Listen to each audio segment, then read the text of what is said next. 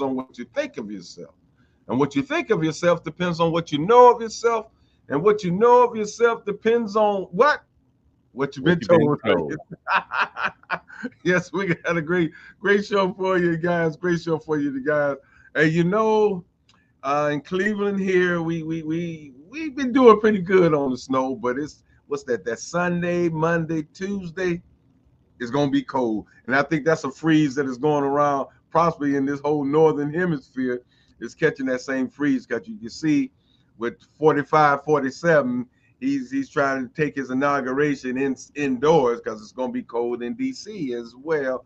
So we're gonna have to bundle up, go get all your shopping done and get you some gas and just in case. And yeah, I know when the temperature is frigid like that, I usually go out and in the middle of the night and start my car up again and let it run for a little while to make sure the battery is good and everything like that.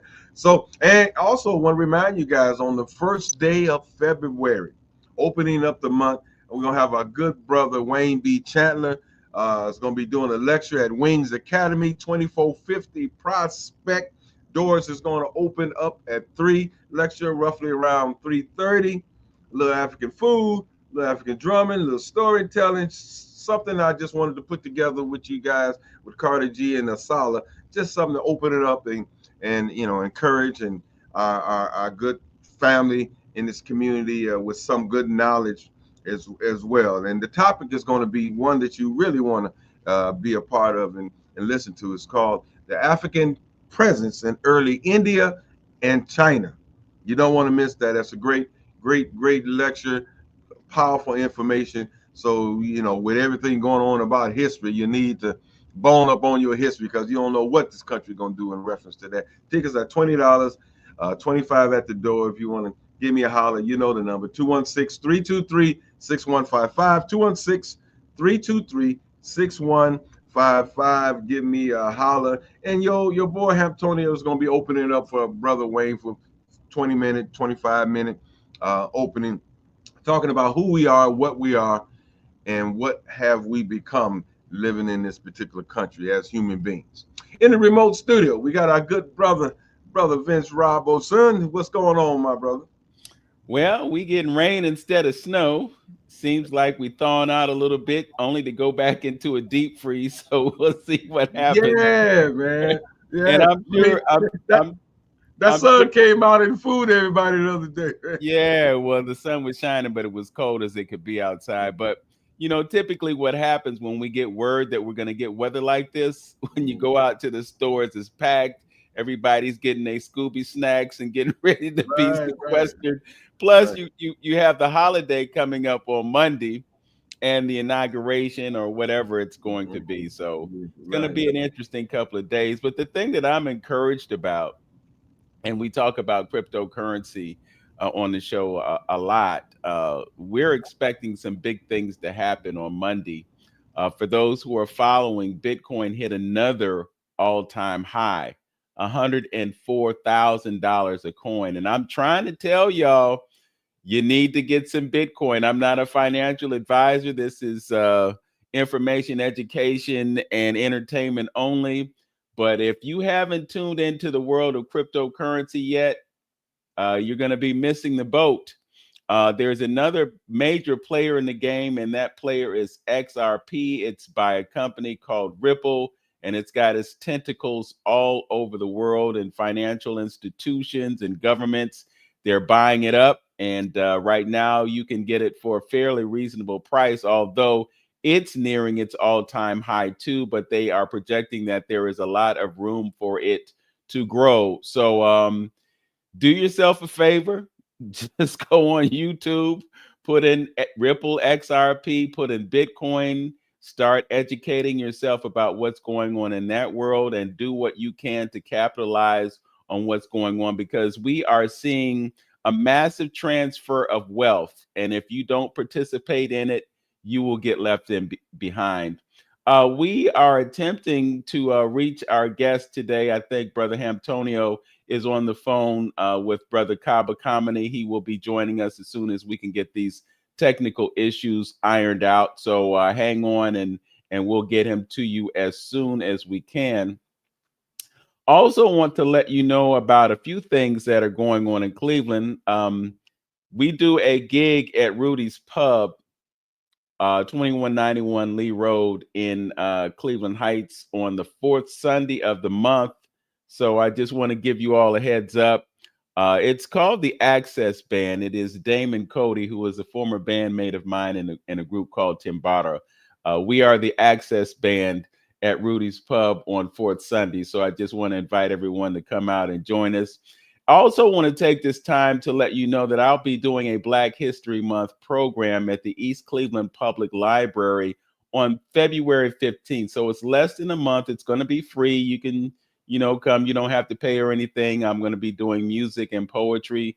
I'm going to show the Winston Willis film, and I might be working on a little something that will be a surprise to you if I'm able to accomplish that. But at the very least, you will be able to hear some of the more recent things that I've written. It's a program called Looking Back, Moving Forward. So I'm going to take us to the continent of Africa. I'm going to deal with some things that have happened here in the United States and also deal with some current events. So we will continue to work through the difficulties and bring Kaba Kamene to you. I think he's tuned in right now. Okay. And of course, he is no stranger to Cleveland. Brother Hamtonio has brought Brother Kamene to Cleveland on several occasions. Thanks to the magic of technology, we're able to sit in our respective living quarters and broadcast to the world. So he is an educator. I call him a historian because he knows history. He's also a scholar. He's African centered, but he has a certain sense of our connection to this land here in America. So we're not going to belabor the introductions. We are just going to express our thanks to Brother Kaba Kamene for joining us right here on AM 1490 WERE today on 360 Info Network. Brother Kamene, how are you today? My brother Vince, I am doing excellent. My brother Antonio, so good to see you. Yes, Everything is so good. Glad to be back in Cleveland again. It's one of my favorite places in the world. Yeah. Yeah, we love to have you, my brother, as well. Again, you're an educator. You travel around the world, expressing the importance of Afrocentric education. It's almost like Dr. Leonard Jeffrey say, whatever you're doing, Africanize it, regardless of what it is. And I remember, a lot of our conversations where we talk about the importance of education. It's something that you said that I'm starting to say now when we talk about our plight with this system here, and you say, what do you expect the man to do? He's doing what he's supposed to do. He's doing what he's supposed to do, because we sit there and get mad and, man, he's doing this, he's doing that, he's doing that. What are you supposed to do when you got a people that's only 10% of the world's population? They feel threatened, so they trying to keep in power. So what do you do when you're trying to stay the number one gunslinger? Or people coming at you. So that's why he has to have the biggest gun, the biggest army, the biggest everything, and that's why he spends so much money into defense. That's what it's all about. So it's something that we need to know it as a reality and what's going on, but we have to counteract what he's doing in another kind of way. Because our great Dr. Amos Wilson would say, don't worry as much about trying to change him, change yourself, and he would automatically change because you changed. So what do you speak about that? In speaking about that, you was up in there with in New York with Brother Amos Wilson. What is your thoughts on Brother Wilson? My brother Dr. Wilson and I worked together. In his book Blueprint for Black Power, that section that's on education, part of it I contributed to. Wow. Okay. Because he worked at a college, Hostess College, which was right in the same district where I taught in the Bronx for 31 years. And so he and I had been in contact, and also the great lawyer, Attorney Alton Maddox, used to have programs where he would bring Dr. Wilson and I together to do certain work. And so I know that he was a brilliant tactician. And what I know about Dr. Wilson, which stands out to me more than anything else, is as it relates to conspiracy theories. He and I had a conversation one time about conspiracy theories and conspiratorists, if that's the name for folk that do lectures on conspiracies.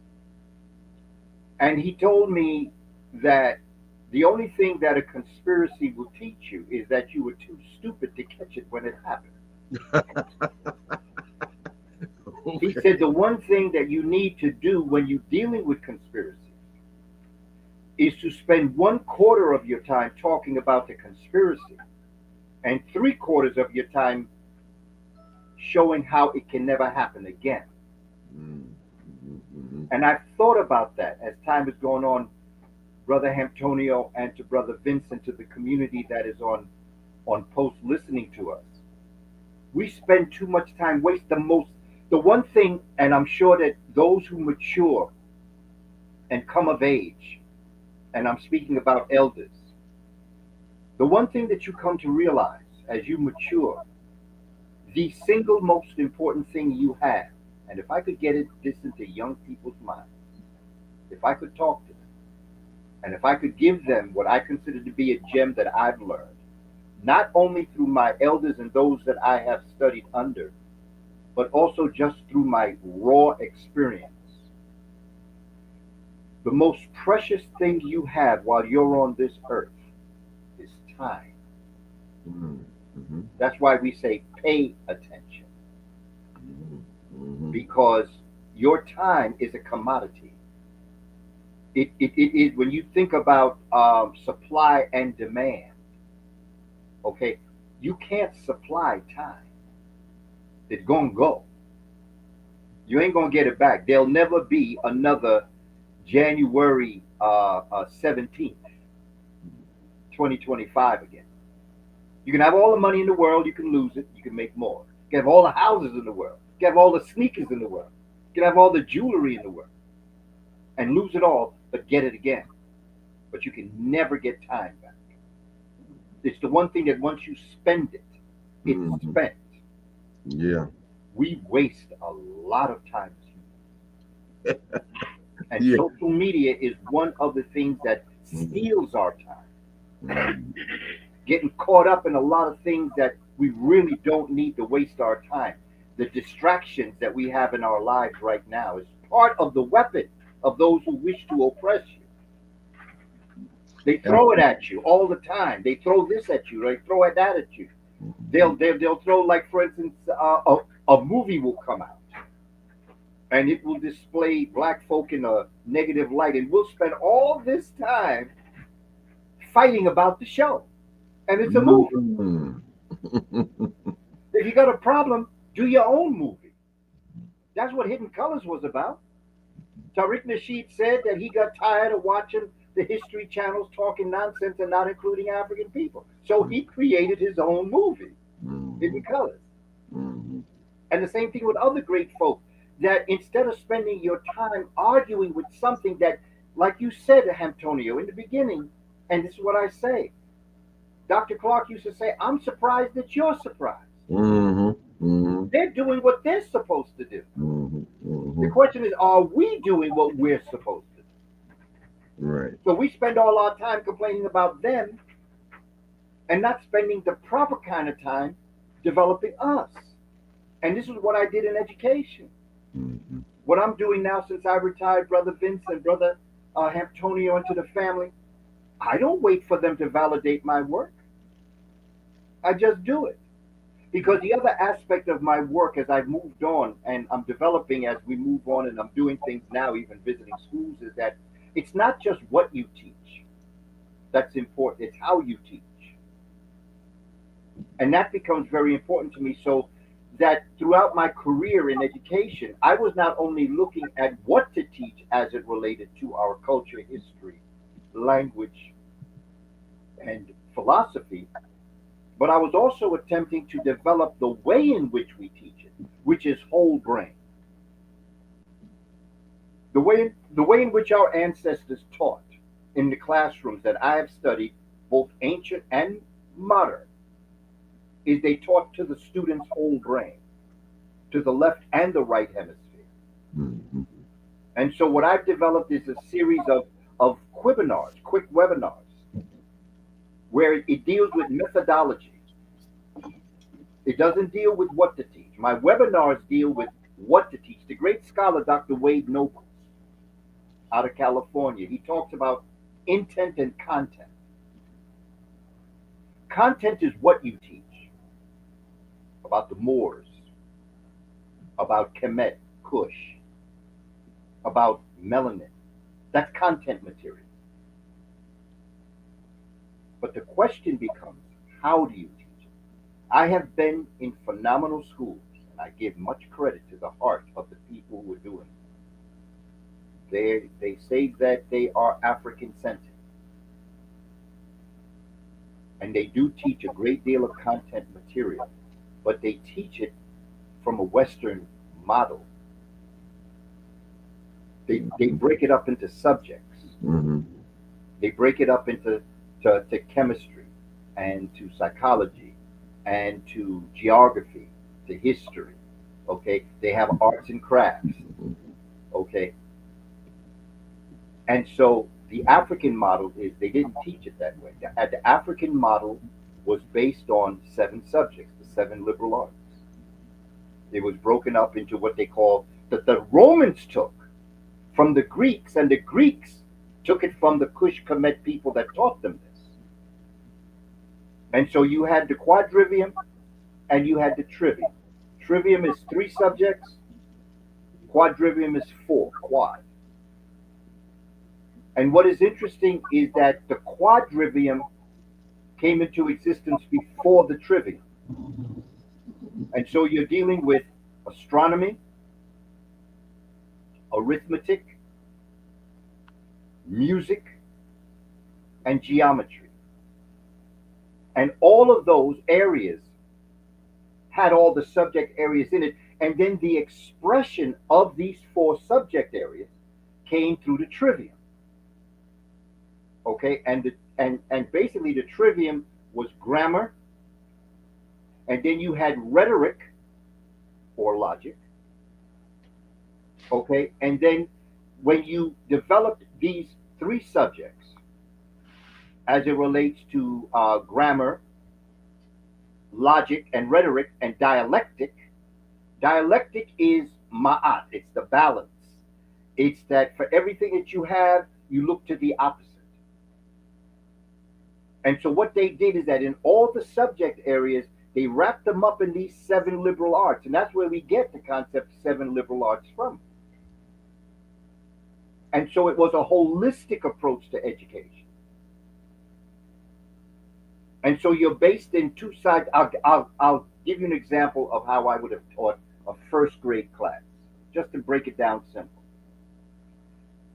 I would teach, when I taught elementary school, early childhood, you teach 1 plus 2 equals 3, just as mathematics.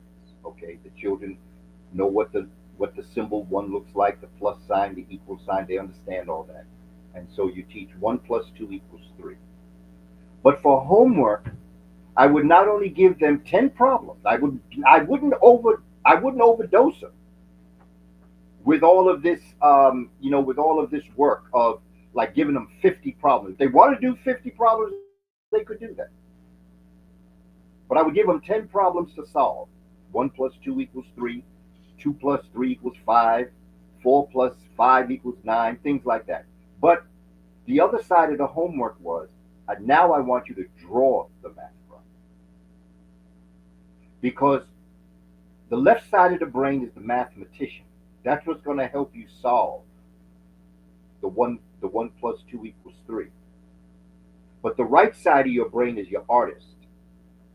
And that's what's going to help you understand, and you're going to move the information from the left side of your brain across a part of your brain known as the corpus callosum, which is the bridge that sends information. People are doing this right now, no matter what. You're doing it. It's just that we don't know we're doing it. And so when you're doing the math problem on the left hemisphere of the brain, then you draw it on the right side of your brain. What I have done is I've activated your brain. That's how simple it is on the first grade. Now, I wouldn't necessarily explain it to them the way I'm explaining it now. But this is how our ancestors taught. When they taught something, they not only embraced the left side of the brain, but they activated the right side of the brain. And I'm a teacher, so I got to give everybody a homework assignment. Okay? If you find that you're always carrying your packages in your right hand, start to carry the packages in your left hand. If you're a right-handed person, start to write certain things with your left hand. Now, you don't have to get deep with your left hand because, it's kind of hard to do that. But if you're writing a list, you're going to the supermarket getting things. Instead of writing it with your right hand, write it with your left hand. I'm not saying to write important documents, but I'm just saying start because it's called stereognosis as it relates to the brain. I'm a teacher, so I got to spell. Stereognosis. Gnosis is with a G because that means knowledge in the Greek language. So stereognosis means that, like, when you have a stereo, you hear it from the left and the right side of the brain. So that stereognosis means that when you know something, you know it from not only the left side of your brain, but the right side of your brain. So we don't teach it this way. Even in African-centered schools, their heart's in the right place. The information is accurate, but the method is still Western because you're not teaching to the human whole brain. You got to teach to the whole brain, not to the half brain, because they got this thing, New Age thing, where they say, okay, we're going to left hemisphere and the right hemisphere. No, Africans are whole brain. Okay, you may lean to one side of your brain, like a musician is living out of the right side of the brain. An artist lives out of the right side of the brain. But you cannot be a musician and not be a mathematician. Every musician is a mathematician, but you're living in the base 4. 0, 1, 2, 3. And then you have one set left over, or a 0 left over when you get to the number 4. We're living in the base 10 system. Musicians live in the base 4 system. The evidence of it is what music is: half note, whole note, quarter note, eighth note, 16th note. They live in base 4. And so everything they do when they play their saxophone, when they play the piano, when dancers dance, they're all living in base 4. So they are mathematicians. When you are playing pool, you that's geometry.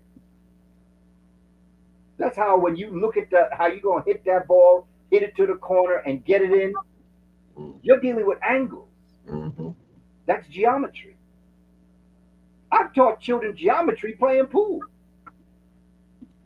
When you shoot the basket in basketball, you are performing the mathematical equation: rate times time equals distance.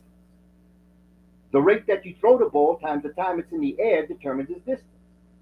When you add the backboard to shoot the ball, to hit the backboard so it goes in, now that's geometry. You're dealing with angles. I've converted my classroom into a basketball court and used the garbage can because, a lot of times children get in trouble because they throw in garbage. They're always throwing garbage. Right. Okay? And like I used to tell them, I say, okay, so you bad, right? So you're going to play basketball up in my class. And they're looking at me because most of the time they get in trouble. But now I'm saying to them, okay, now let me do a teaching moment here. I say, okay, now let's clear the classroom for a minute. Let's move the desk off to the side since you're such a bad basketball player. Now, what I want you to do is I want you to tell me, I'm gonna put the wastebasket here, and here's all those pieces of paper that you balled up that you're gonna write on after we throw this away. And I want you to tell me how many times out of 10 you're gonna get that piece of paper in the garbage can. Now, what I just did Now I'm dealing with statistics because I made out of 10 shots. He said, "Oh, I'm gonna get all 10 in." Okay, all right, that's cool. You got mouth. Let's see. If he gets all 10 in, then that's 100%. If he gets 5 in, okay, that's only 50%. Now, how do you convert that into a ratio? Okay, now how do you convert that into a fraction?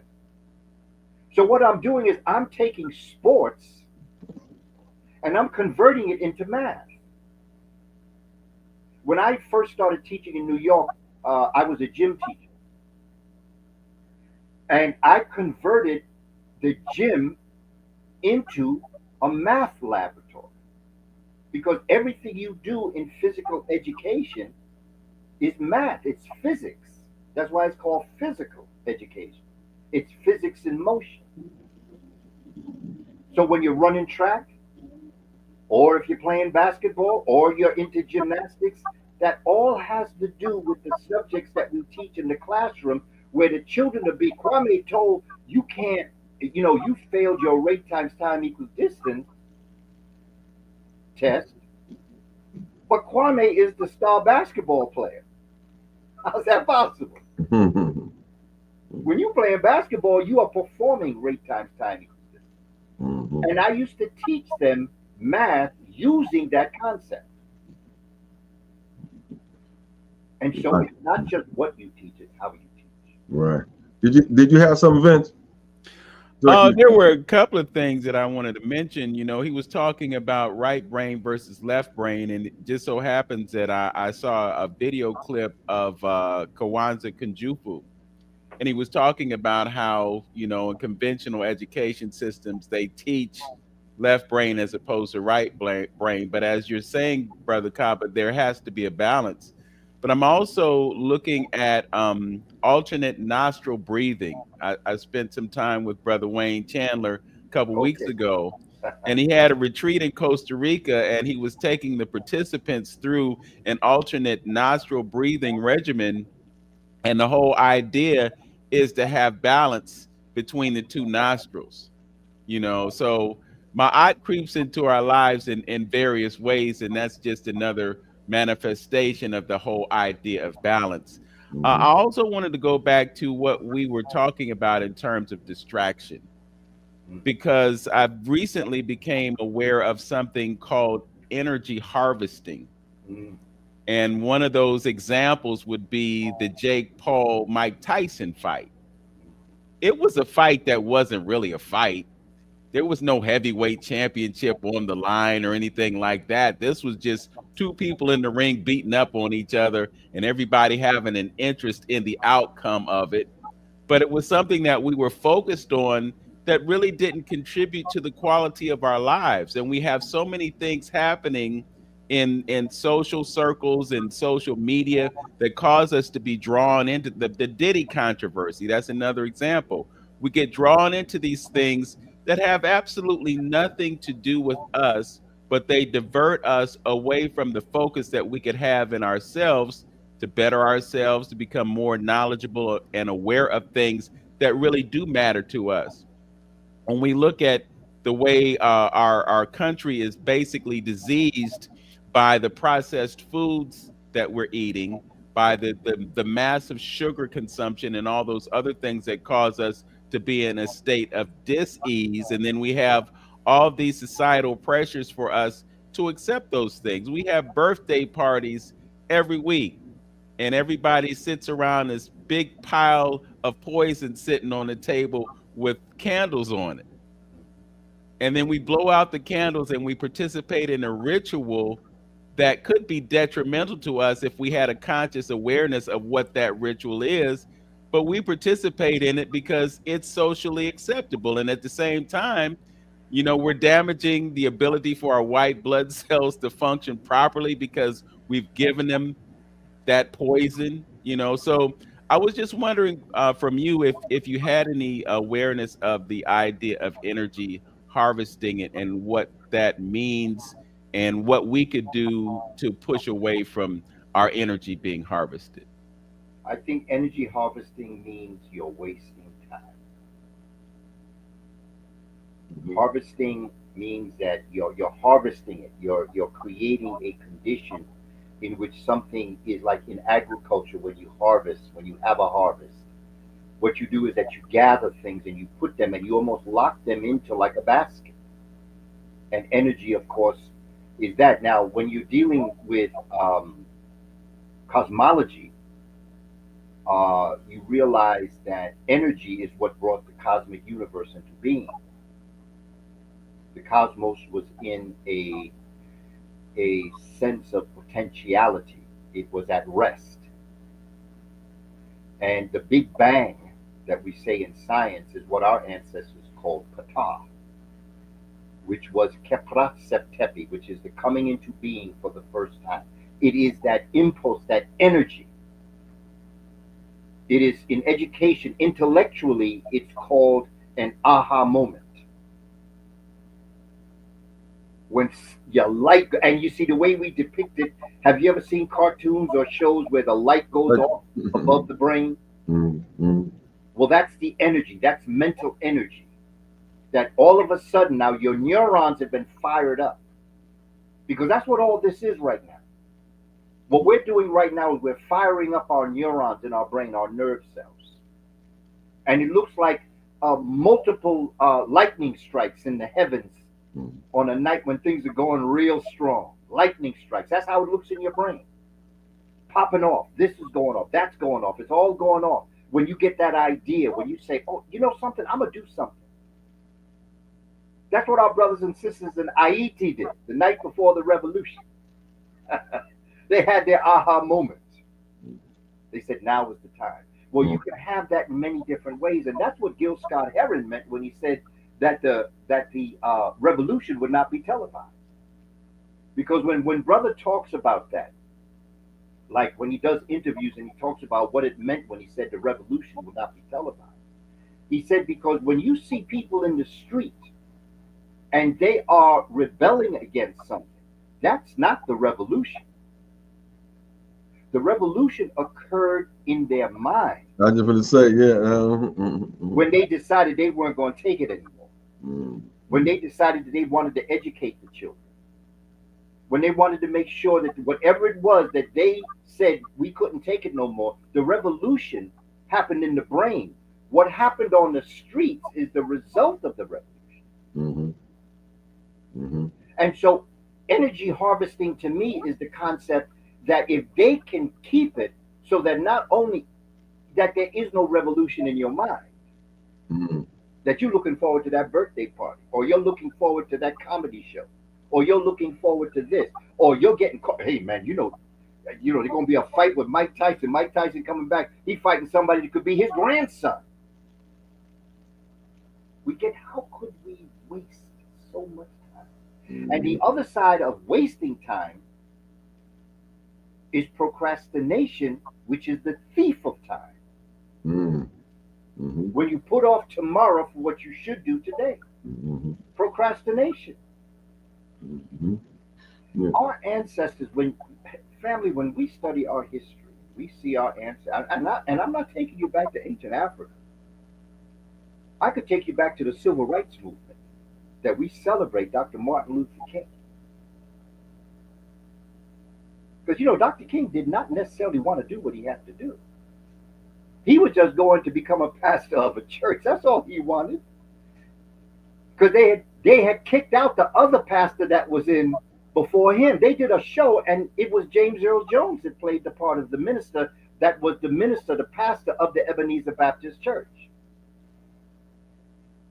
But you see, what this pastor did was that he used to sell fruit and vegetables, realizing the importance of feeding the community. And he embarrassed the congregation because his pastor that used to preach on a Sunday was on the corner selling fruits and vegetables. Probably one of the most brilliant things a person could do. But they got rid of him and they brought Dr. King in. That's how Dr. King got the Ebenezer Baptist Church. Oh, wow. And then all of a sudden, stuff started happening in Birmingham, and they elected Dr. King to be the leader. Dr. King said, I don't want to be no leader. That's not what I came here for. I came here to be a pastor. But that's his story. But you see, sometimes the creator and the ancestors give you responsibilities that you never thought you were going to have. And so the stars crossed. As they got rid of that one pastor, Dr. King came in, and the civil rights movement began. Rosa Parks did what she did. Blessings on sister, but she wasn't the first one that did it. There was a sister from the Bronx that was the first to do that. But not to take anything away from Rosa Parks, because the stars were not ready to do it back when the first one did it. It wasn't until Rosa Parks did it. And I'm gonna tell black folk, I tell you all the time, if you really want to see the real change historically, was World War II. This movie coming out with our sister Kerry Washington about sisters. My aunt was part of the WAC. WAC is the Woman Army Corps. My aunt was part of that. She met her husband in Rouen, France when they were fighting in World War II. Them sisters tore stuff up. Because you see, if you think you have a revolution and sisters are not involved, that is not a revolution. That ain't nothing but a street fist fight. You don't have a revolution until sisters are involved.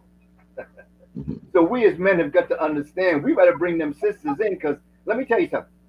As an educator, when I was in the school courtyard, if two fights broke out and somebody said to me, one was between the brothers fighting and one was between the sisters fighting, if somebody said to me, which fight you want to break up? I said, I'll break the brothers up.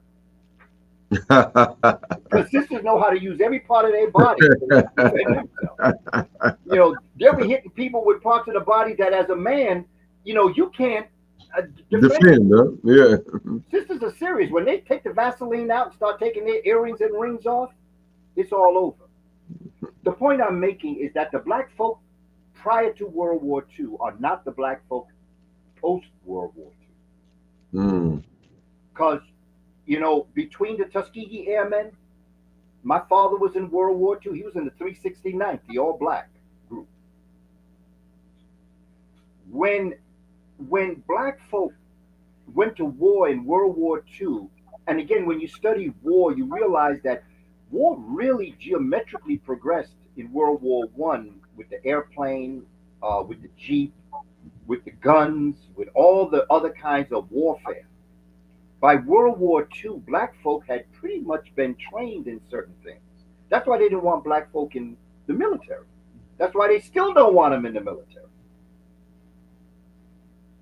Because when black folk went over to Europe and were decorated, some of the most decorated groups were black folk in World War II. The Black Panthers were in World War II. And I'm not talking about the Black Panthers that came 1966. Oh, yeah, I know you're talking about. Black Panthers. Okay, they called themselves Black Panthers. And when them folk came back from World War II and sat on the bus, and that person of European descent told them to get to the back of the bus, that black man said, you see this medal right here? I got this medal because I killed someone that looked like you. I ain't getting to the back of the bus. And World War II, 1945 on, you saw a change. The assassination of Emmett Till in 1955, that was it.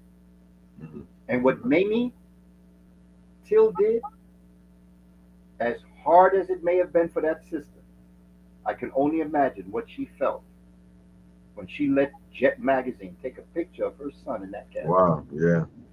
I was 2 years old. I remember seeing that picture. My mother had a subscription to Jet. I remember seeing that picture. Yes, I remember too. Yeah. And when that came out, and when they saw Mamie Till willing to walk, Ruby Bridges, when we saw that little girl being escorted into school, and we saw all those adults talking to that little girl like that. That was it. Yeah. But Doc, Brother Kaba, you know, and by being an education, it's something that I've been saying recently and talking about, how we kind of like put in a mode of how to do some things. And I think the one of the major travesties that, as far as black folks is concerned, is thinking the way you've been shown. Because just like how you illustrated how you know information is disseminated through this particular system, that a lot of times they may attack just the left side of the brain and not deal with the right side of the brain. I think the travesty again is believing that what you've been shown and taught is the only way to do something. Like who made up the rules of you got to go 4 years to get a degree? Who put that whole system together? Vince. We've all seen different uh, strategies used by other people about how to educate their kids, and it's a and just like the differences between black and white, there's a total difference on if we had control of doing some stuff, we would do it totally different just because the way we are. That's why when we get into so many things, they got to change the game when we get in, because we're going to look at it different. We're going to do it different. You know what I mean? But I wanted to pivot a little bit about something that's really been having my attention for the last year is the things that is going on in the Sahel over in the motherland, my good brother. We talked a little bit about it. Could you express your thoughts? And I mean, because I think it's something that, again, I'm gonna say it again. I think that's our salvation and what's going over in Africa. I believe that connection is going to really change the whole game of the planet. If that's able to keep going and moving forward, and which it seems like it is. What's your thought on what's going on in Sahel with brother Abraham and the rest of them? Hey, that brother is really something else, for. But it's coming from the young people. Brother is what, 35, 36, yeah. Mm-hmm. somewhere in that area. Mm-hmm. Okay, the game is over. Mali, okay, Mali confiscated all the gold that Canada had dug up. Mali said, "You ain't taking this out." It was only a matter of time.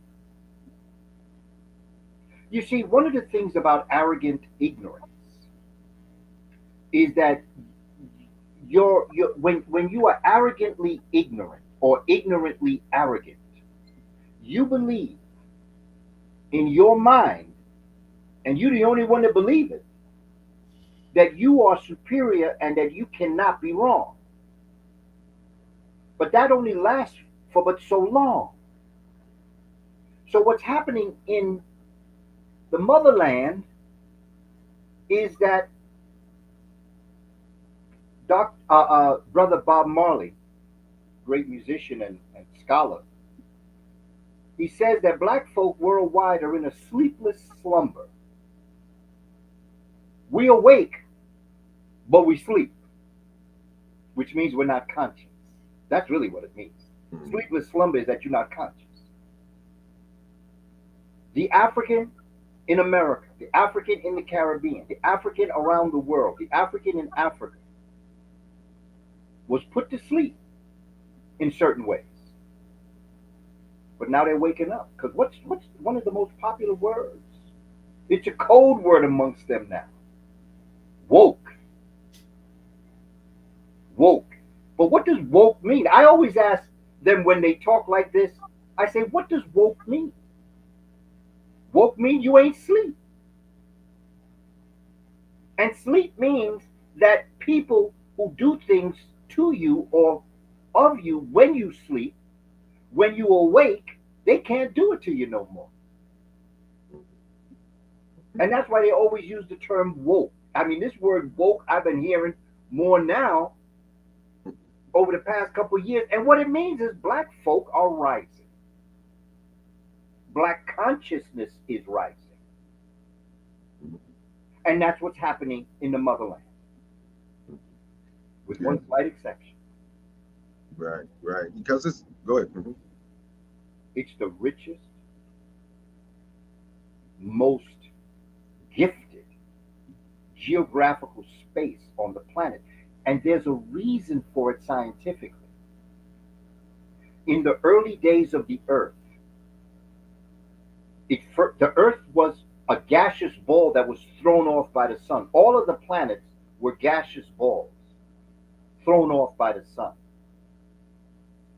But the Earth, proximity to the sun, but still in space, was very unique compared to the other planets, where it wasn't hot like the sun, but it wasn't cold like outer space.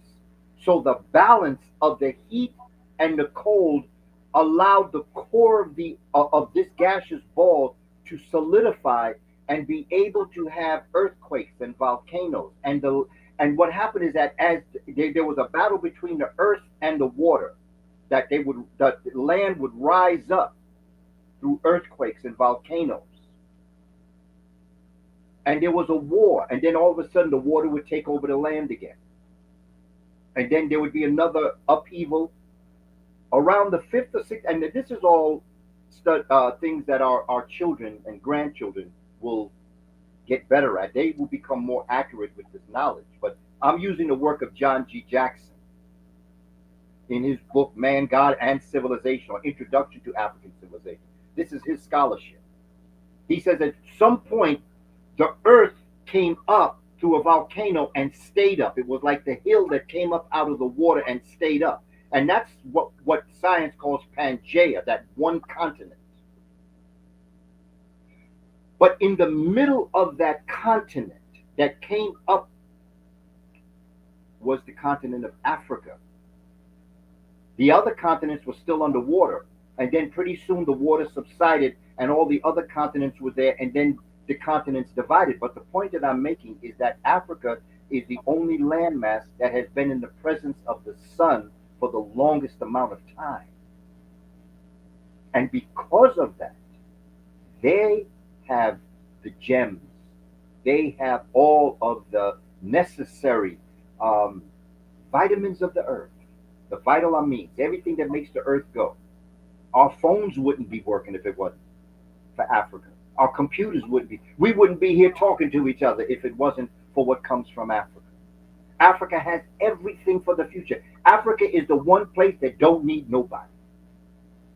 They are self-sufficient. Mhm. They can handle their business. Everybody else needs their products. Mhm. But Africa don't need nobody else's products. There are things that help Africa, but the greatest asset to Africa today is the children of African descent in the diaspora. Mm. We are their greatest wealth because we have something they don't, and they have something we don't. Yeah. But together we all got it. Right, right. We kind of talked about that a little bit. I mentioned it at the last show that it's a perfect marriage. Yeah. It's a perfect marriage. Maybe you know how I look at it sometimes, Brother Kaba, about and you kind of mentioned it. Timing is everything. Appointed time Yes. is everything. You know what I mean? Because I once had Dick Gregory on the show, and he kind of got on me a little bit, shot at because he said it didn't matter. But I'll ask him a question about some of the things that he talked about coming to fruition. Would he like to see that before he make his transition in so many words? You know what I mean? And people who you would say this woke consciousness like you talk about, and you might throw things out to them, and they might look at you like as being crazy or what you talk about. Oh no. Africa's gonna never do anything. But you would like to see those things come to fruition before you pass it, and because you was forewarning. But our ancestor brothers, I think their job in dealing with timing was to keep the torch lit until the appropriate time. And the point I'm making about and why I keep talking about Africa is that I see it as plainly as you can that movement there is all about timing and the time and the cycle. And our ancestors have already talked about, things is going to change and this big change of the meek inheriting the earth, however you want however you want to address it. Going into the Piscean area or coming into this era of knowledge and wisdom of people being restored to the rightful place. It's all about time. And I think the John G. Jacksons and Shakantas and all of them and the Marcus Garvey never seen it for themselves. So, and I feel for them not seeing it for themselves. But then I had to ask myself, what was their purpose? Was it to keep the torch lit until the appropriate time that we are ready to step up and do something? And I think the consciousness, that wokeness over there with all those continents, you got about 5, 6, 7, 8 continents. I mean, not continents, countries coming together and supporting this guy. And I think that's what we should be doing. So it's all about timing, I believe. Okay. No just want to break in for a second and let the listeners know that they're listening to 360 Info Network right here on AM 1490 WERE. Our guest is Kaba Kamene. He is an educator, historian, scholar, lecturer, and a great brother, down to earth brother. And we can definitely appreciate that about him. We have a few moments before we break to go to our exclusive YouTube and Facebook mode. But before we go, Brother Cobb, I wanted to talk to you about the past when we talked about evolution, so to speak. And it seems as though there's been a certain de-evolution of humanity. When we look at what the brothers and sisters back in the time of Kemet were able to accomplish and look at where we are now, we can't even explain how they did what they did. I watch our brother Rich. He calls himself Radiohead Rich now. I think he's in the New York area as well. And he has scholars like Wesley Muhammad and others on. And they talk about a time on Earth where there were giants. And I was thinking about this the other day. There's a biblical story of David and Goliath was a giant. So if you look back to the past and imagine, and maybe this is misinformation or disinformation, but they've had stuff on social media where they've located the bones of giants, and they've determined that there were folks who were much taller than we are, which speaks to the de-evolution of humanity. And then the fact if you had people who were 10 feet tall or 20 feet tall, maybe it wasn't as difficult for them to navigate the construction of something like the pyramids or other structures on Earth that, for instance, there was a structure in Benin, these great walls that the British destroyed because they didn't want the world to know that Africans could create something as great as that, as magnificent as that. So I was just wondering if you have any knowledge about any era on the planet where these giants did exist, and if so, were they us? And why don't we know about the fact that these creatures, these people, these humans, or whatever they may have been, have existed? And we got just a couple of minutes before we take the break. Well, I'm not fluent in that concept, so I'm careful to speak whether it is true or it is not.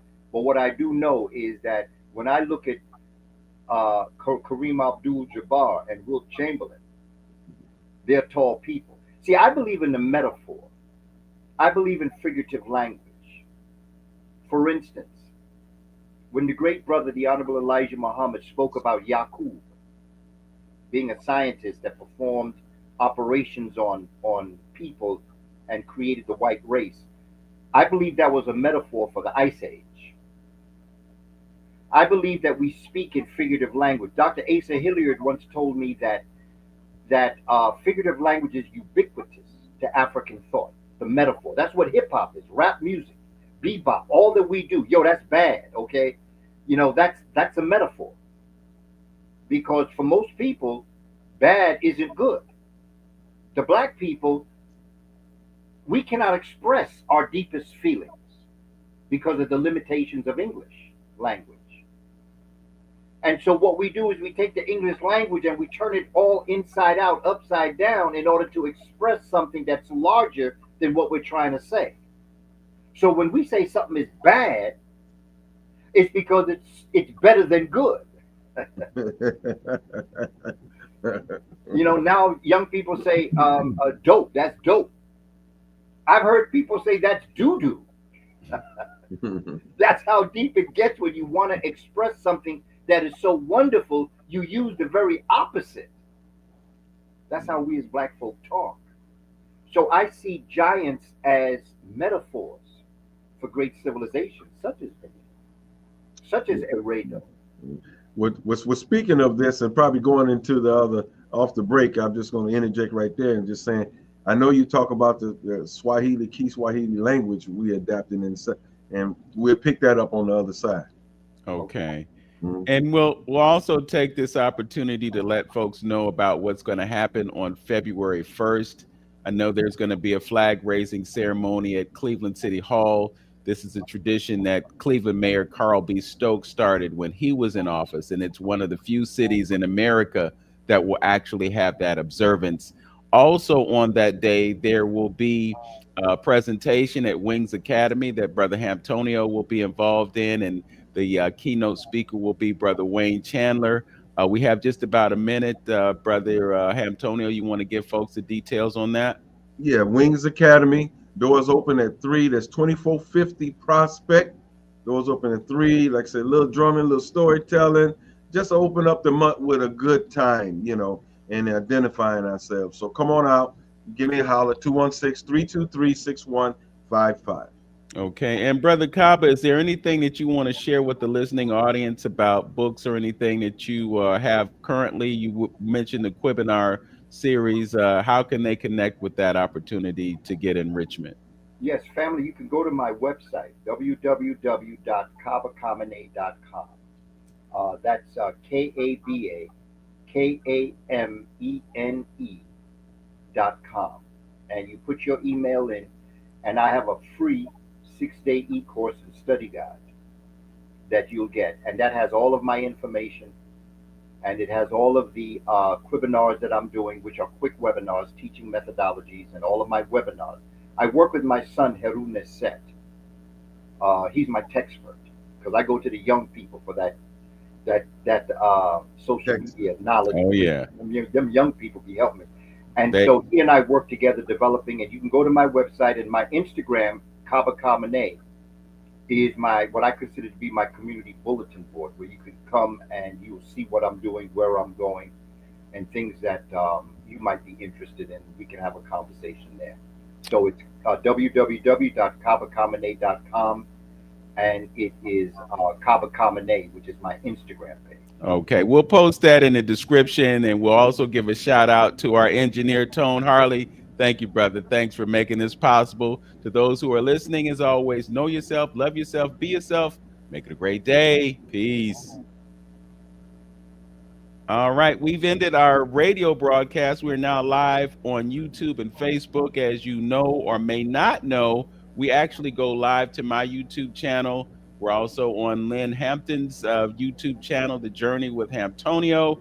And we're live to Facebook, my Facebook page, and the 360 Info Network Facebook page. So, a lot of different ways that you can get our content. We also would like to ask you to like, comment, and subscribe. We appreciate the folks who tune in and make comments on our program as it is in progress. It really helps us in terms of algorithms.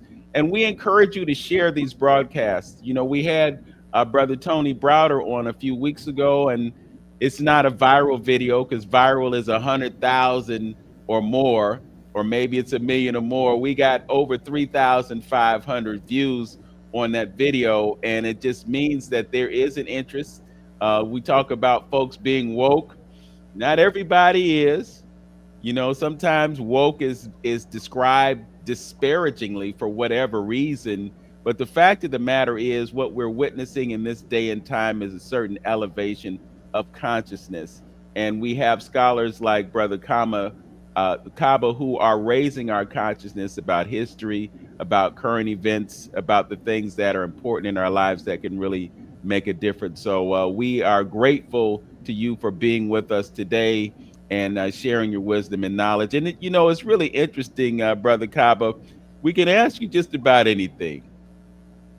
We can ask you about anything. And if you know, you know. And if you don't, you don't. And if you don't know, You're transparent enough to let us know that you don't. But even in the process of sharing with us about something that you don't know, we still get an education. That's a beautiful thing, Brother Antonio.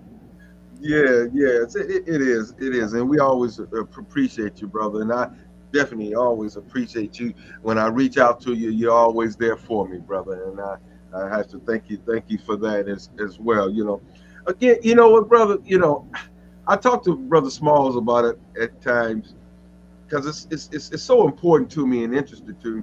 And and you talk about a couple things that Shabaka Stone, because it's all about learning, you know, and I believe that was one of your books as well. I know you did the Leo Hansberry, you did the Shabaka Stone, and wasn't there a third book, The the one True? in the one that came after Professor William Leo Hansberry was Spirituality Before Religion. That's what I've been trying to think of. Yes, that's what I'm talking about. Yes. Yes, yes, spiritual. Comment on that book and why did you decide to go down that road?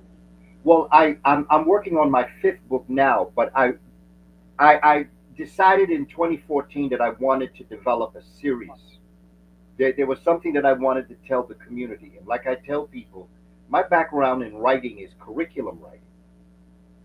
I'm not really one to write books, but I tell people I don't write books because I'm a writer. I write books because I have something to say. Right. Hmm. And so the books that I have written on William Leo Hansberry, for instance, if you're into African history, if you're into African American history, if you're into any type of history that studies who you are as a person of African descent, if you don't know William Leo Hansberry, it's very difficult for you to know exactly how you got to be where you are. William Leo Hansberry is the first person, first scholar to develop an African studies program in an accredited college. And he did this at Howard University in 1922, 1923. He structured three African studies programs. First time it ever existed. Because up until then, you studied Africa in world history and you studied African American history in American history. But there was no courses developed specifically for the African experience. He did it. He did it. Even beyond the great Alain Locke, Ernest Just, the great scholars of the HBCUs, none of them had developed an African studies program. They had American history, they had world history. William Leo Hansberry was bold enough to be able to develop that. And I said that for me and the work that I'm doing, Dr. Clark recommended that I write about him in my master's thesis. So I got two masters. One was in history, and one was in education administration and supervision. And in both of my masters, I focused on William Leo Hansberry. In history, it's his life and times and a sampling of his curriculum that he developed to teach. When I went for my education administration supervision, I wanted to study how did he develop that African Studies department at Howard University back in the 1920s. I needed to know this. And so it is upon those two master's thesis writings that I combined them both. I revised it and I created the book on William Leo Hansberry. Uncle to Lorraine Hansberry, the great writer who wrote Raisin in the Sun and other great pieces. But he was my libation into my writing because the book I wanted to write was Shabaka Stone, Mm-hmm. Mm-hmm. which is our ancestors' theory on how the cosmos and how the universe came into being and how it continues to come into being. But before I wrote Shabaka Stone, I said I have to write a book that's going to lay out and prove my point. Because you see, Brother Vince, you know, Brother Antonio, and anyone that does this work that's listening, you know that when you talk like this, you better back up what you say. Mm-hmm. You better be able to cite It doesn't mean that the books that that are totally correct. It just means where you got your source of knowledge from, and you just not pontificating about nonsense that you don't know what you're talking about. And so, Spirituality Before Religion was the base book where I examined and interpreted and translated the works of great scholars who had translated books such as the Memphite Theology, the Pyramid Text, the Coffin Text, Right. the Book of the Coming Forth Today by Night, the Aten Text, the Shabaka Stone. Laid it out in order to show the reasoning of our ancestors, where they would be able to understand the science. Because the subtitle of Spirituality Before Religions is Spirituality is Unseen Science, and Science is Seen Spirituality. You know, I was with Brother James Smalls in Brooklyn. We did a joint presentation in Brooklyn in a phenomenal bookstore and just oils. They sell a lot of wonderful things there. Nicholas Bookstore in Brooklyn, New York. And something that Brother James said was profound in that our thought process deals with the fact that spirituality and science is two sides of the same experience. Mhm. And what the Greeks did, who were alien to this way of thinking, came to realize that they could take the science, but they didn't understand the spirituality. And so they split it. The Romans, who learned from the Greeks, then said, here's the proverb that came out of that. What they actually did was splitting science and spirituality. They said, give to Caesar what is Caesar, and give to God what is God. Africans said, humans are the creator having a human experience. So therefore, when you give Caesar, you give God. And when you give God, you give Caesar. You can't give God and not Caesar, and you can't give Caesar and not God. That was something that is alien to the African thought. And I think that this might be some of the things that's tripping us up even to this very day. Brother Kaba, you segue right into a question that I wanted to talk on, because every time I talk to you, I got to bring this guy because you did some work with him. The Nigerian brother who dealt with the Grand Unified Theory, I believe that's one of those ones. And I think that the little bit I've seen one or two videos of him, and I think that he was able to do some of the things that he did in dealing with this whole balance thing that we initially started talking about, because our European brothers have a hard time connecting with that right side, that spiritual side. So he, through his teachings and through his culture, he interwove that unseen world into his work in order to I see you shaking your head. Am I going down the right path with that? You're right on the path of my art, brother. Yeah, yes, yeah. He used that, that other side, that balance, in order to figure out that particular problem, and they still want to discredit him in reference to that. But we know how our European brothers is left-sided thinkers and thinking on that side. So he put the right and the left together, dealing with that unseen world in order to prove to break that code. Your thoughts on it? I was with Dr. Ayibo. Yibo, yes. Dr. Gabriel Ayibo. Yes. Since OYIBO. In case somebody wants to Google him, Gabriel Oyibo. Okay. He's from the Ngala people of Nigeria. And what's interesting is I had a friend, phenomenal brother, educated with me in the district where I was. And he went to a dinner party. And my brother came back and told me, I met this brother at a party. and he was talking about how the Ngala people traced their ancestry back to Egypt. And I was the director of social studies, so I was doing a number of things in developing programs. So I invited Dr. Evo. I said, man, can you get me his information? He got me his information. I invited Dr.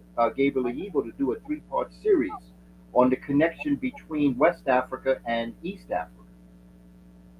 But in his book, he was telling me, in his conversation, in the presentation, he was talking about this concept in science and mathematics known as turbulence. And the way he was describing turbulence to me, it sounded like the work I was doing with Shabaka stone. It sounded like pata, the conversion of energy. That's what turbulence is. It's the conversion of energy. It is taking potential energy and converting it into kinetic energy, which is energy in motion. Example is, you see my hand. You see my hand moving. Well, my hand is the matter, okay? My hand is the matter, but what's making it move? My hand isn't moving. It's the energy that's moving my hand. The energy is unseen. And that's what turbulence is in physics and math. So I came up, so we talked, and then and I bought his two books on turbulence. And books are close to $200. I bought two.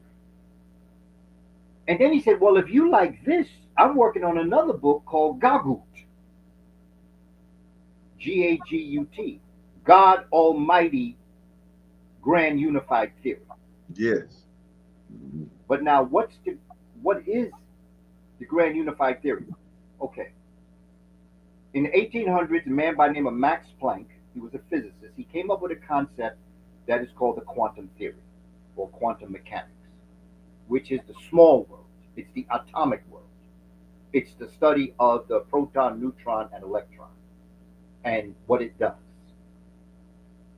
The neutron and proton being in the nucleus of the atom, and the electron circling this nucleus.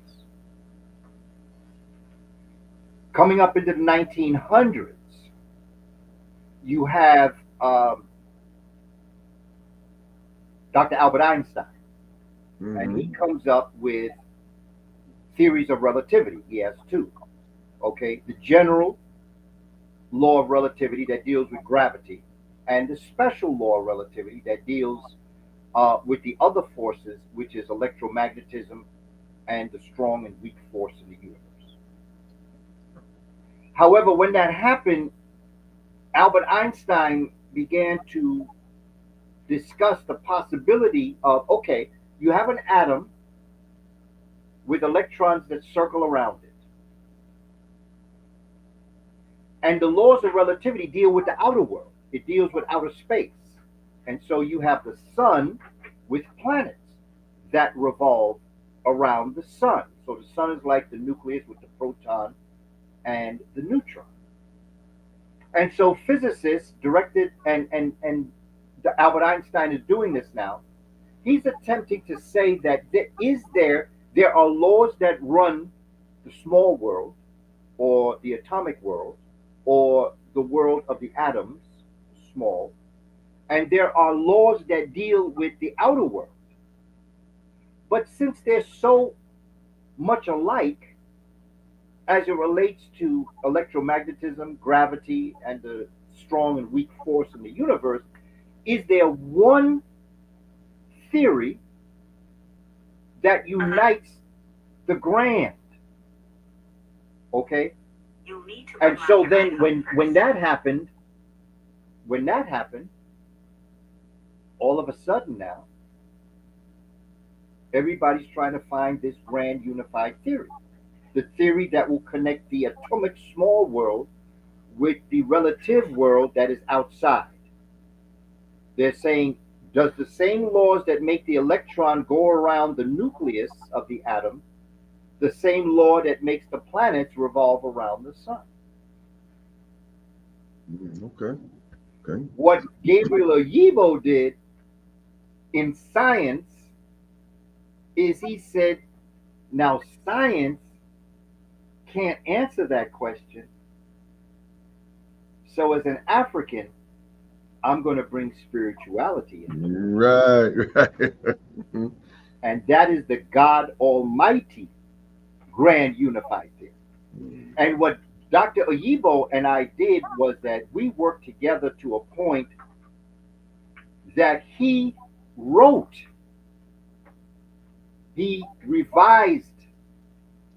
his book, The Grand Unified Theory. And you see that price, right?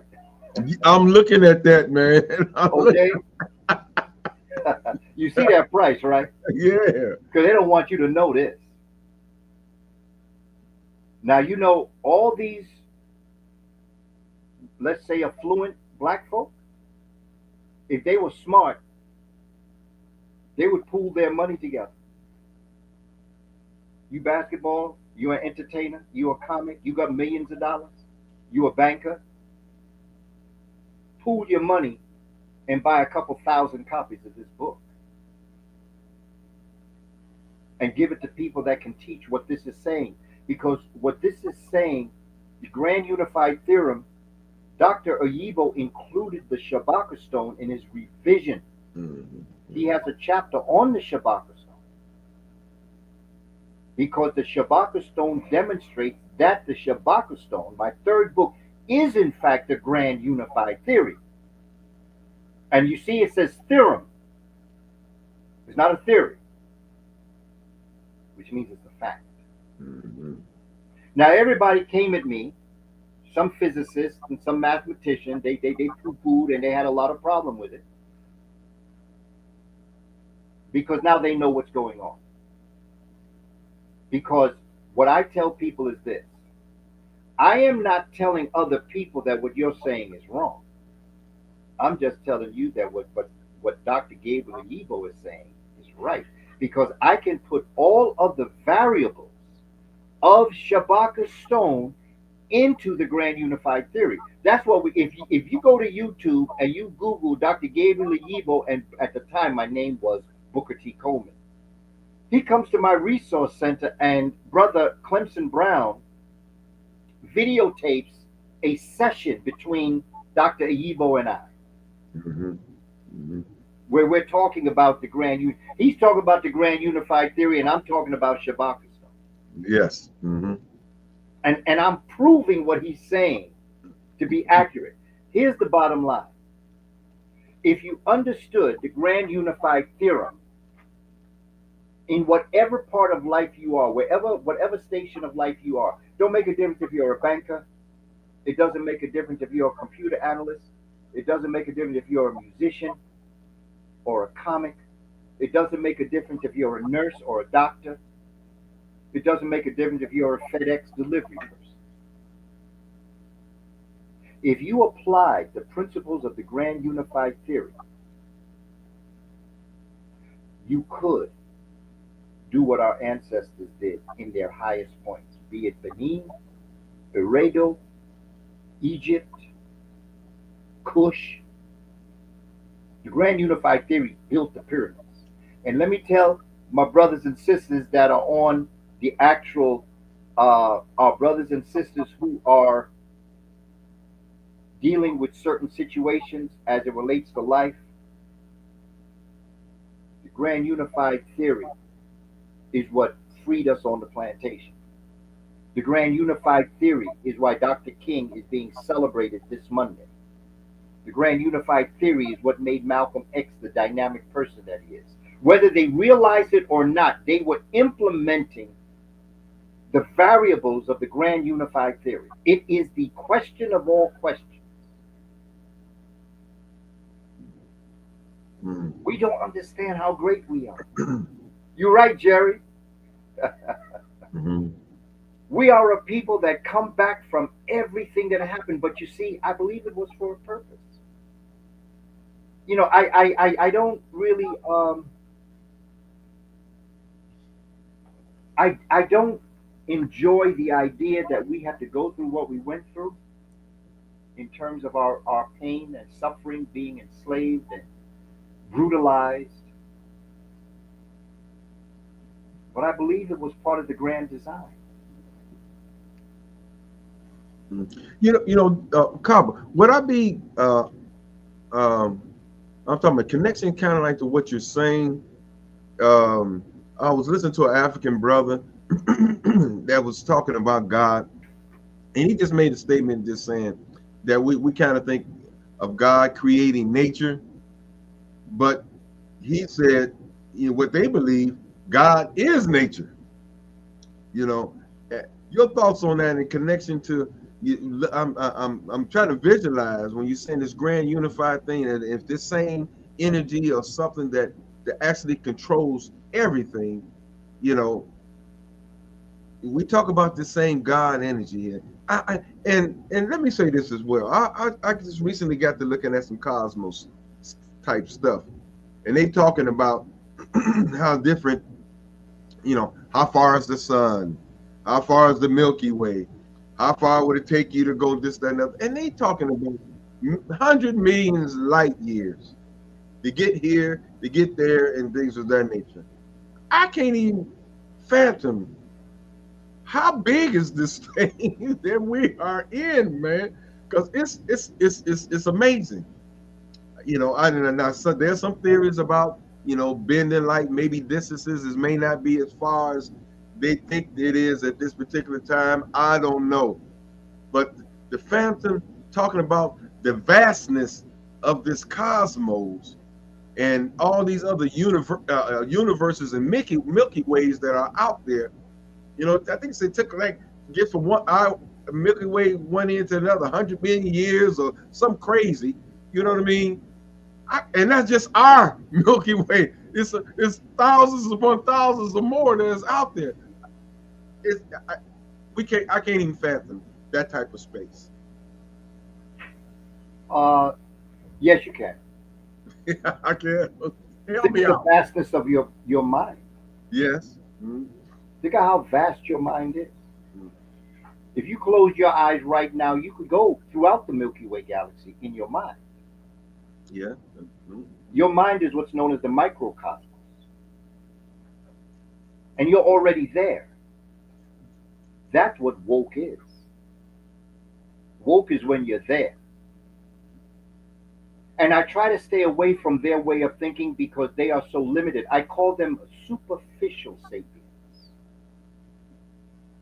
and we're super sapiens. And for me, it becomes important is that the one thing that I know is, first of all, we are the creator having a human experience, but there is a divine connection of our ancestors to the all that exists, wherever, how vast it may be out there. But remember Gagut, because the vastness of out there is the vastness within us.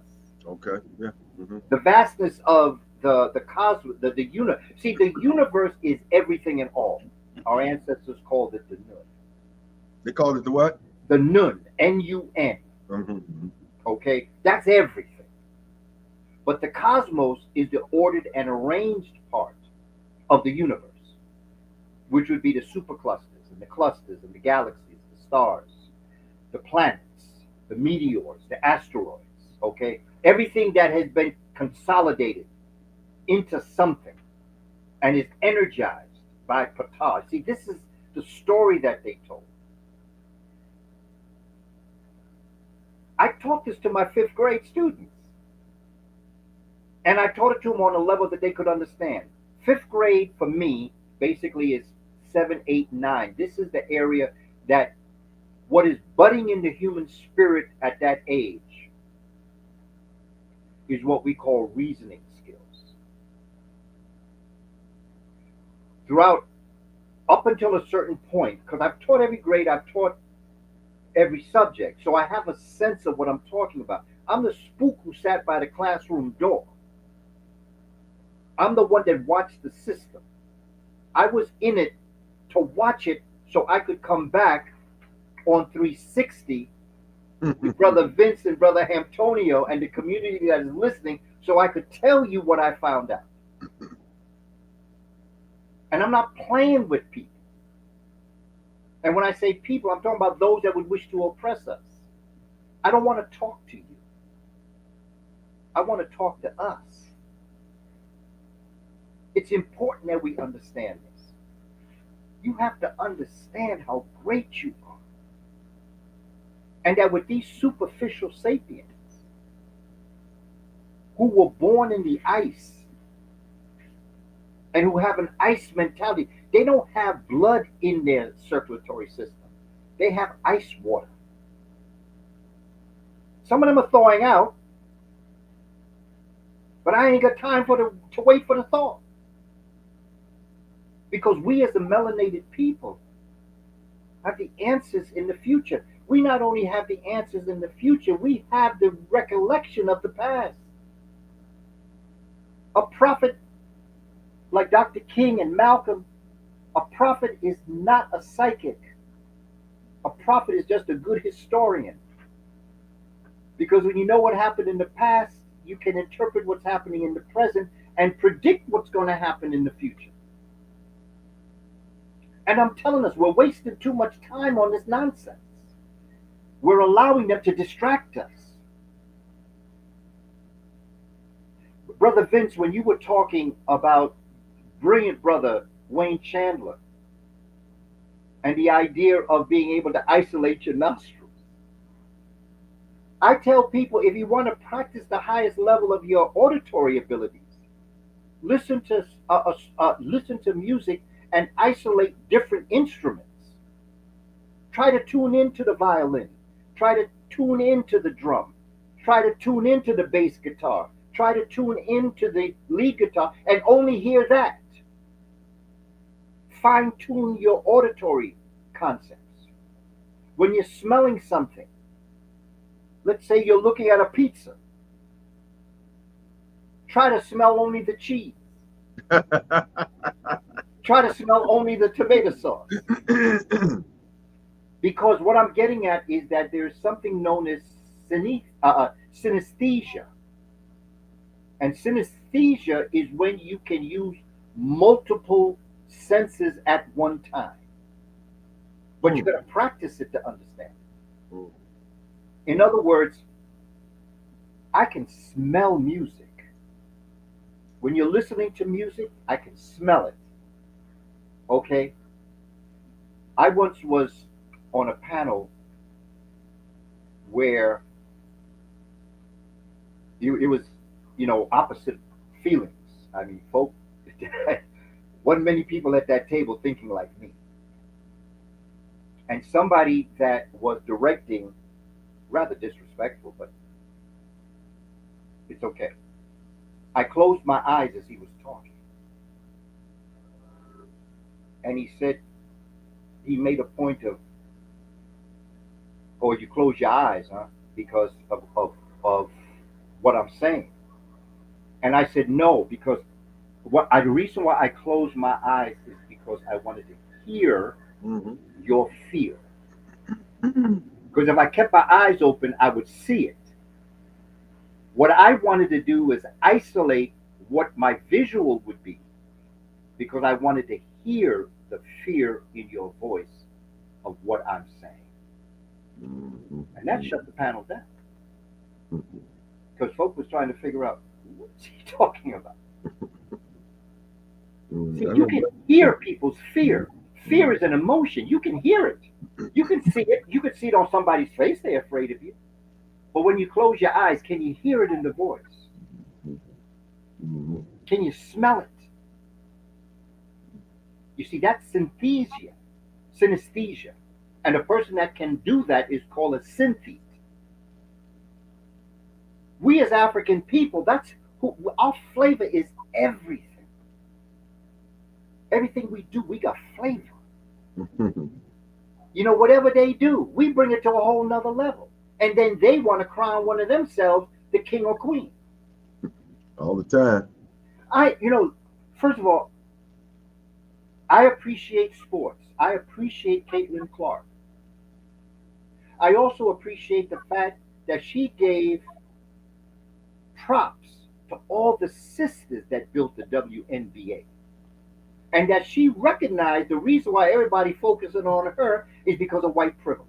Boy, did they have a heart attack behind that.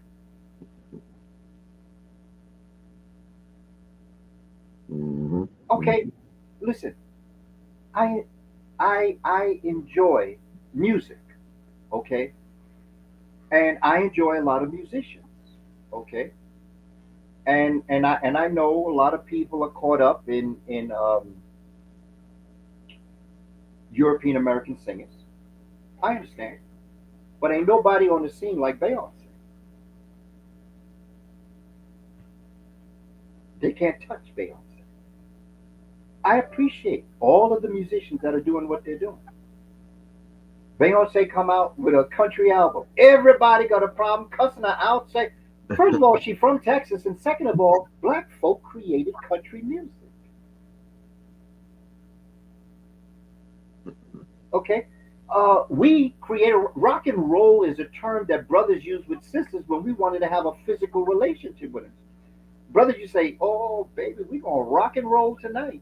That meant we were going to have a physical relationship. That's what rock and roll means. I'm gonna rock you and you're gonna roll me.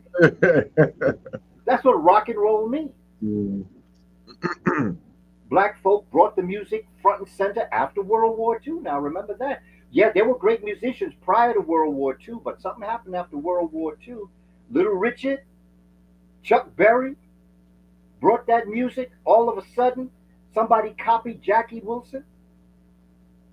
When you listen to Jackie Wilson, okay, when you listen to Roy Hamilton, you want to hear Elvis Presley, listen to Roy Hamilton.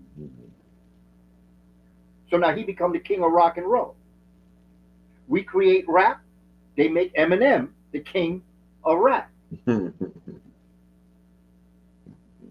I don't have any problem with any of them. They are the best of their crop. But their best is all mediocre. This is just the way it is. Yeah. And this is who we are as a people. We are a great people. We are a fundamentally great people who have been placed. If you want a Cinderella story, that's us. We are a Cinderella story. We are the people who have been enslaved for fear that one day we would be woke. And now here we are. And look at what we're facing. This is one of our greatest challenges right now. Yeah, you can say that again. This is one of our greatest challenges because they know their time is up. You know, Brother Kaba, I said that to a couple of the brothers, the scholarly brothers, and Dr. Brown and some of my mentors. It's an interesting time when we going back to the time piece. It's an interesting time frame, because sometimes I look at it like, is it a blessing or a curse to be born in this era right now? Because we going through all this crap, and and at the same time we seeing the change that a lot of our ancestors and our scholars over here in this country have talked about, this change, this coming about, this whole reversal of what a lot of stuff of what we're seeing right now. So that's the blessing, but it ain't like you can sit on your loins and not do anything if you're conscientious about any of those things. So sometimes I look at it and review it and say, dang, so much going on all over the place. Look how many overthrows of governments, and we talk about the money, and we talk about the stuff going over in Africa, crazy stuff going over in here, and like you said, there is this point of time. This time is running out for them, and you can see watching. If you're paying attention, you see them scrambling to try to hold on to this power, but they can't do anything about it. They can. It's happening, but they're gonna try their best to try to hold on to it. I think they're hell bent on trying to merge a man with a machine, a cyborg. They doing their best to try to create a cyborg or something, to try to maintain power. So it's just an interesting time frame that we're in right now, and sometimes I question it. And I just want to throw this last one thing in here. When we're talking about the brain, and when you said something about knowing yourself and knowing the power of this brain, and we do so many things, Vince, we always talk about food what you eat, you garbage in, garbage out, what you're a product of what you're eating in your brain, things like that. I just want to put out to our listeners, it's back in the broadcast, early in the broadcast, we talked about the brain, and you talked about doing things with your other hand. I picked up a CD in reference to how to enhance your brain, and they said some of the very things that you talked about.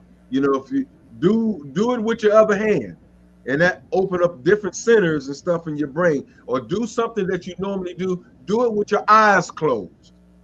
Do it with your eyes closed, and he said that's all good brain exercise. So I started, because even you wash your body with your same hand most of the time. You brush your teeth with your same hand all the time. Do it with the other hand, and that open up different centers and stuff in your brain, and it's like it's good brain exercise, or do it with, put something together and close your eyes while you're doing it, and it sparks your brain, and it's like good, brain work for you. Absolutely. And you know what's interesting? There was a comment by Komet 3.0 when he talks about the black lexicon and that rock and roll has multiple connotations. And I think that what's so important about that concept is that it's absolutely correct. You see, when you're using various parts, you're creating pathways of your neurons to make connections. Mm-hmm. And so while it could mean sex, it also could mean fighting. We're going to rock and roll. It also means let's go. Come on, man, let's rock and roll, which means let's go. Okay, so it has multiple. And the one thing about black folk is that in the metaphor, in figurative language, you can have a picture of a sun, and I say, what is that? According to your perspective, a sun, you say, oh man, that means heat. To some people, they see the color yellow. To some people who are into Kemet, they say that's Ra.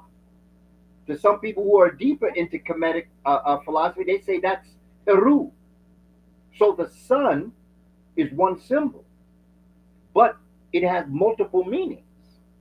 And everybody's right. You see here, when you said before that they just want you to do something their way, they want you to solve a problem, you solve it this way. But there are many ways you can solve the problem. In Japan, what they do, because I studied the Japanese educational system, it has good points, but it also has very challenging points also. But what the teacher will do is that they'll put a problem on the board. Okay? Let's just make it simple. 2 plus X equals 3. But they won't teach you. They'll tell you there's a sign over the front of the classroom. It says think in the Japanese language. It says think. You have to solve the problem your way. They don't teach you how to solve the problem. You solve the problem your way. And then out of your solving the problem, that is when you explain how you got it. And so in the classroom, you may receive 3, 4, or maybe even 5 different ways to solve the problem. Mm-hmm. And so this is what we have to look at in terms of the way we interpret. We're following up when the idea is like, for instance, I teach the food technique of questioning. Because in education, we really should be questioning. Okay? Because when I was coming up, when I was working in the Board of Ed, man, the teachers would come home and they just, you could see them going home, they'd be tired, Mm-hmm. And the children would bounce out the classroom. Okay, that's not how it was with me. I used to bounce out the classroom and the children, because we used to work in my classroom, and I did it by questioning techniques. Food, factual question, opinion question, open-ended question, descriptive question. That's how I engage my students. Education comes from the word educare, to educe, to draw out of the student, Yes. not put in. Mm-hmm. We're so busy trying to control and contain them, we're telling them how to do it. What I'm saying is, you tell me how you do it. Come, show me, educe, to draw out of the student. Mm-hmm. And we got to know the difference between the 4 types of questions. A factual question is yes or no. You see, like when you saw the questioning, in Congress, okay? They asked a factual question. Everybody was going around a whole bunch of different ways. But to say it's a yes or no answer. You know, this is not all that stuff you're trying to confuse the situation with. It's yes or no. That's a factual question. And then you have opinion question, and that is when we get in the situation, because when someone give their opinion, you tell them that they're wrong. You can't tell a person who expresses their opinion they're wrong. That's their opinion. And in my classroom, children had a right to have their opinion. A lot of the children used to bust out laughing at some of the opinions that the children had, but that's not the point. They have a right to have their opinion. And you don't have a right to superimpose your opinion on somebody else. That's their perception of the world. And then you have an open-ended question where you ask a question like, have you ever been to Africa? And then the descriptive question, the descriptive of D is explain. You describe normally what the open-ended question brought. Your open-ended questions are going to draw the person out. My children used to always tell each other, they say, listen, if daddy asks you a question, he already knows the answer. That's why he's asking you a question. See, there's ways you can ask questions that you already know the answer. And their response to you is going to tell you everything you need to know, not just about the answer, but their perception of the answer. And then from there, you start to really engage with students. This is how Africans talk. This is why Africans are so deep. Because they go deeper into the situation, and then when they go so deep, they are told that they're crazy. But the reality of it is that those superficial sapiens are so shallow in their thought. It's like asking someone who's treading in 3 feet water to come onto the Olympic side of the pool. They ain't ready to swim there. And what they're hoping to do is to keep you in the 3 feet water, not realizing you are an Olympic star. You can deal with the deep water because that's from whence you come. Yeah. Speaking of the deep water, I wanted to rewind a little bit and just talk about the African perception of what God is. Because when we look back to our ancestors, they didn't see God as male or female. They didn't even have a word for God. But I think one of the reasons that we're in the situation that we're in today is because we don't understand who we are. We don't understand what we are. And we use the term God's having a human experience, or whatever the interpolation of that idea is. um, I just think it's important for people to know the power that they have within themselves, and they don't. We've been miseducated about who and what we are for so long, and we always perceive ourselves as being lesser than, as opposed to being equal or greater than. So if you could just talk to us about what the African concept of God is, and also the involvement of the sun. You know, I watch Jordan Maxwell every once in a while. I don't know if you're familiar with him, but he just talks about how you have all these countries around the world, and the sun is in their emblem. So obviously, because of the relationship of the sun to nature, people had reverence for the sun. But then we got to this point where the sun, SUN, turned into the SON. And I think that's kind of where the confusion was created, to take us off the idea of us having that divine connection to what we consider God. And took you away from nature. Yeah. And you know, it's funny that the way my brother Vince, you posed your question, and what brother Antonio just said is exactly the connection.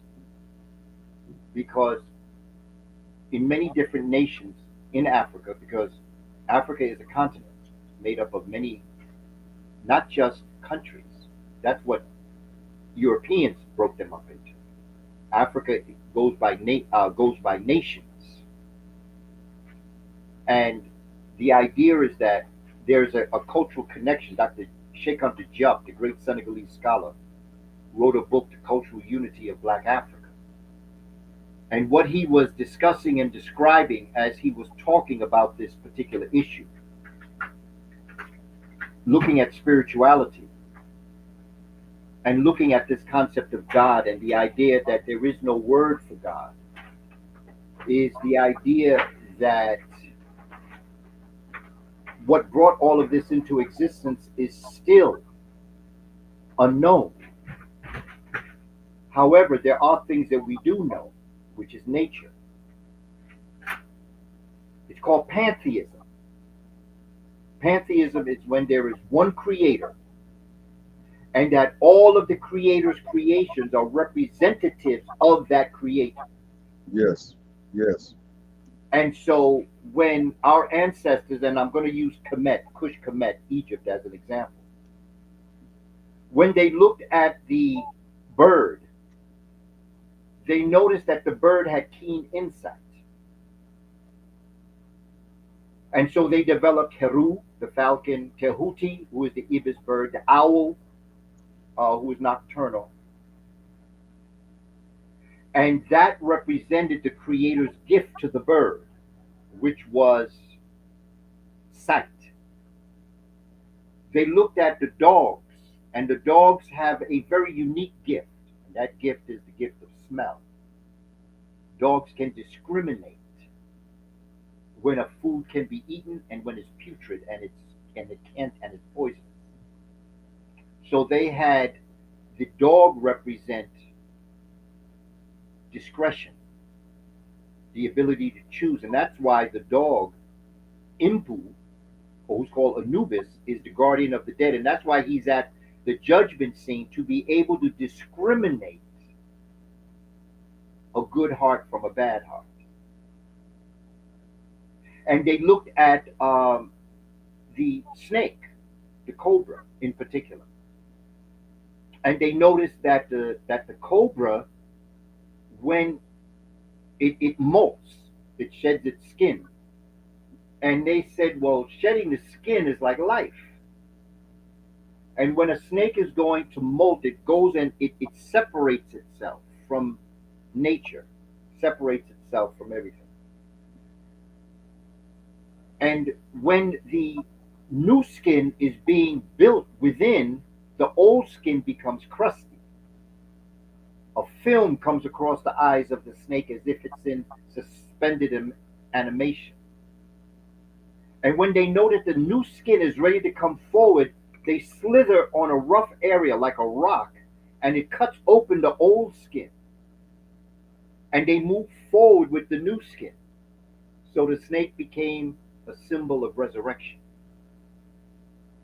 of the soul. So that what our ancestors did is they took nature and all of the creator's creations in nature and made them representatives. They didn't make them gods.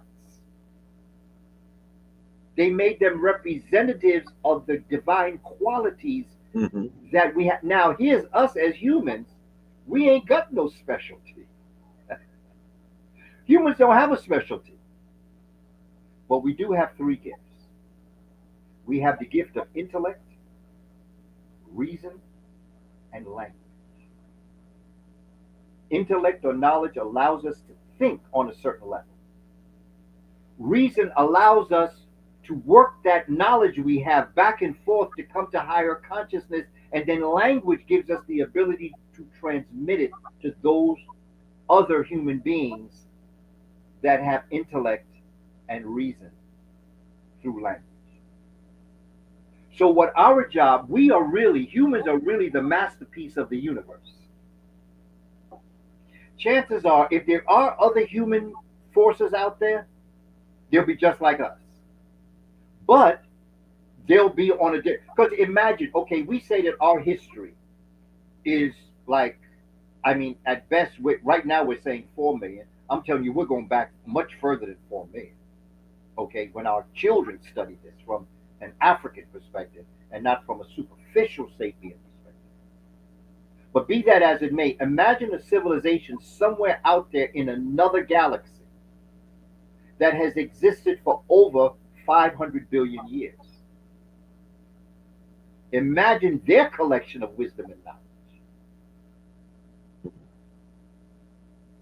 So that when you stop and think about this from a cosmic perspective, God, we are God having a human experience. Because it's in our intellect and our reasoning and our language. Because the creator is spirit, is energy, like I did with the hand. Okay? This is the matter. This is the cosmos. But what's making my hand move, you can't see. Mhm. So that's why they had no name for God. Because you can't see energy. But energy is also at a disadvantage because energy cannot be seen. If my hand waving is the energy that's moving it, but you can't see it, and it's only because my hand is moving that you know that there's spirit, and that's why spirituality is unseen science, and science is seen spirituality. You can't see what's moving my hand. You never will see what's moving my hand. All you know is that spirit must be in my hand because it's moving. And when my hand is moving, none of y'all have to say, "Can you prove your hand is moving?" You're looking at it. Our ancestors didn't believe in God. They didn't have faith in God. You can lose your faith and you can stop believing, but once you know, you know. Mhm. We know God. That's right. That's right. Mhm. Okay, when I woke up this morning, I watched God brush his teeth. I watched God get ready for being on 360. I called another God, Hamptonian, and told him, please send me that link. I'm sitting here talking to gods on earth. Yeah. Hey, but some people take little issues when we call ourselves that. You know what I mean? Yeah, okay. That's all right. Then you don't need to join this conversation. It's too fly for you. But I still love them. I love them, but they're just not ready for this. And I understand where it's coming from. I understand. And I understand what happened to our people. Yes. And I have a deep respect for Christianity. Because when we were on the plantation, we were under such horrific conditions. And this story of Jesus Christ, who came to earth, brother was so poor, sometimes he only had one sandal. This guy, Jesus Christ, he'd go out into the desert for 40 days and 40 nights, come back parched by the desert. One of his students would come to give him a glass of water. He'd see a child that was thirsty on the side. He said, no, give the water to the child. Black folk heard this story and they identified with Jesus Christ.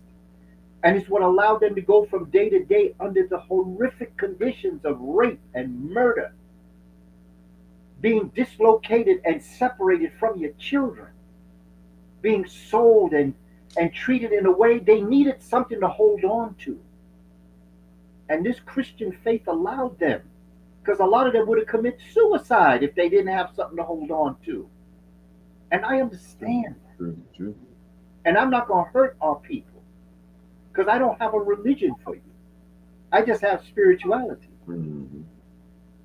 And religion for some of our people, even to this very day, is like weak stilts holding up a house. Mm-hmm. And if I just come and knock those stilts out, your house is going to fall.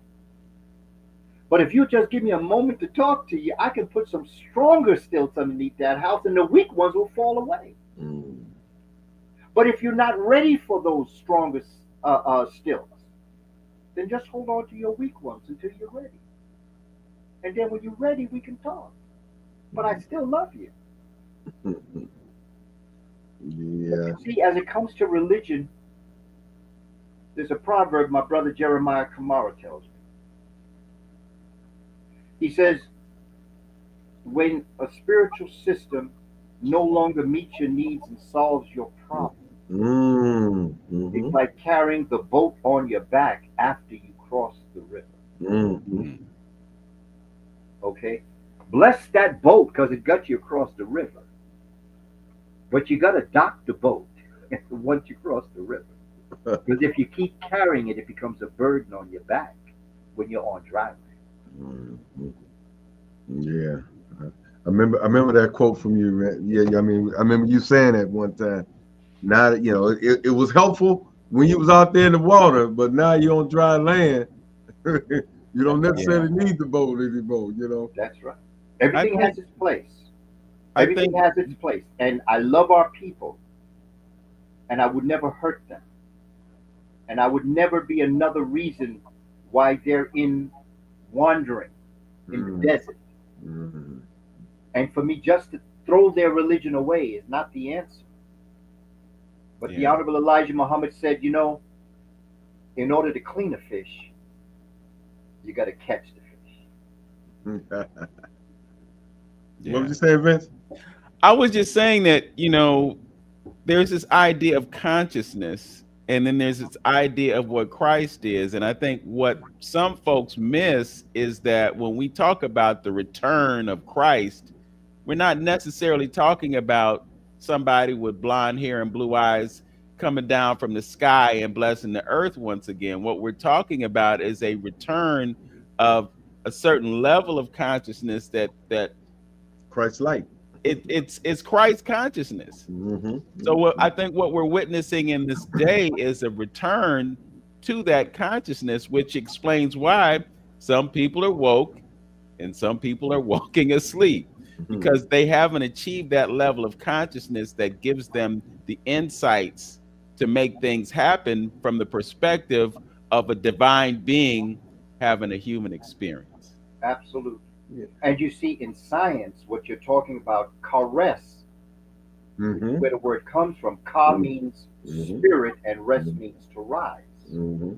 So caress is the resurrection, which goes back, Hamptonio, to what you were saying, brother, as it relates to the best of times or the worst of times. Is it a curse or is it a blessing to be alive? It is both.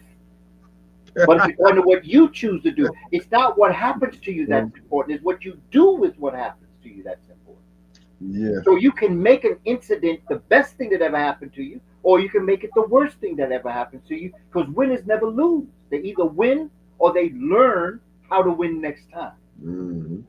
I think we as people, in getting to the close, I think, to me, in everything that I have listened to and read and things like that, and in personal development, self-development, who we are, what we are, I think for the average person, including myself, if we and I believe this is what our ancient ancestors was talking about. If we understand this whole thing about energy and everything being energy, that would open up a lot of things and a lot of understanding for our people on how we operate on our daily basis. And once you understand that everything is about energy, you just mentioned and talked about the creator being spirit. That's energy. It's all everything that is surrounding us that we operate in our daily day, and it's all about energy. So if you think in terms of energy, because the reason, one of the things too, I was just looking at something last night, and they was talking about, actually it was like the science, talking about the science of water and things like that, and having water having memory, and water on the planet and water in us, and this whole water thing. But they was talking about how the water, takes a part of every and everything that it comes in contact with. It holds on to that particular piece of energy and matter that you're bestowing or transferring into the water. You know what I mean? So all this unseen world is interacting with us all the time. We're just not aware of this unseen world. So the point I was making about, they was talking about the water, and the water going through all these pipes and taking it out of its normal state of rest. Before you drink it, like coming through your house. I know you don't drink tap water, but the point is that let the water settle and come back to its regular state of being. So anyway, drinking it in copper containers and stuff like. Let the water settle, and then also guess what? Put some energy on the water, like when you pray for your food and things. Talk to the water. And it's basically saying it's a live entity. Talk to it. Tell it what you want it to do for the nourishment of my body. Bless it and things of that nature. And it's amazing how that transfer of energy, what it do, because it's sitting there waiting for you to do something, to manipulate it in one kind of way or another. So I'm just saying, energy. If you understand energy, it'll take things for you in a whole nother level of understanding, and you begin operating on another level in conjunction with this energy. Yeah, to amplify what you're saying, Brother Antonio, and I'm just mindful of things that Brother Wayne Chandler shared with us. If you had, and they've done this, they've gathered a number of monks, and the monks would pray, and their prayers would have an impact worldwide. It Mhm. just it speaks exactly to what you're saying. That water, the energy that you put into it. We talk about the Japanese science that put the labels on the jars of rice, and the Moto. implications that Mhm. the good Mhm. had on the rice and the bad had on the rice. We Mhm. talk about that energy, and we talk about unseen. And I think about how in church the rest word is amen. As people are in the pulpit and standing up there talking, and they're saying what they're saying, they keep resting on the word amen. They may not necessarily fully know what it means, but when we talk about Amun, and I'm sure you can corroborate this, Brother Kaba, Amun, Amen, we're talking about the unseen. And when you think about the power that rests in the unseen, then you can understand what your connection is. When Mhm. you close Mhm. your eyes, and I was thinking about this the other day, to be intentional about spending more time with my eyes closed as opposed to my eyes open staring at the screen in front of me. Mhm. Because when you close your eyes and you get into that meditative state, it takes you somewhere else. It takes you outside of all the distraction and all the things that are happening out there to keep you away from the power that you have within.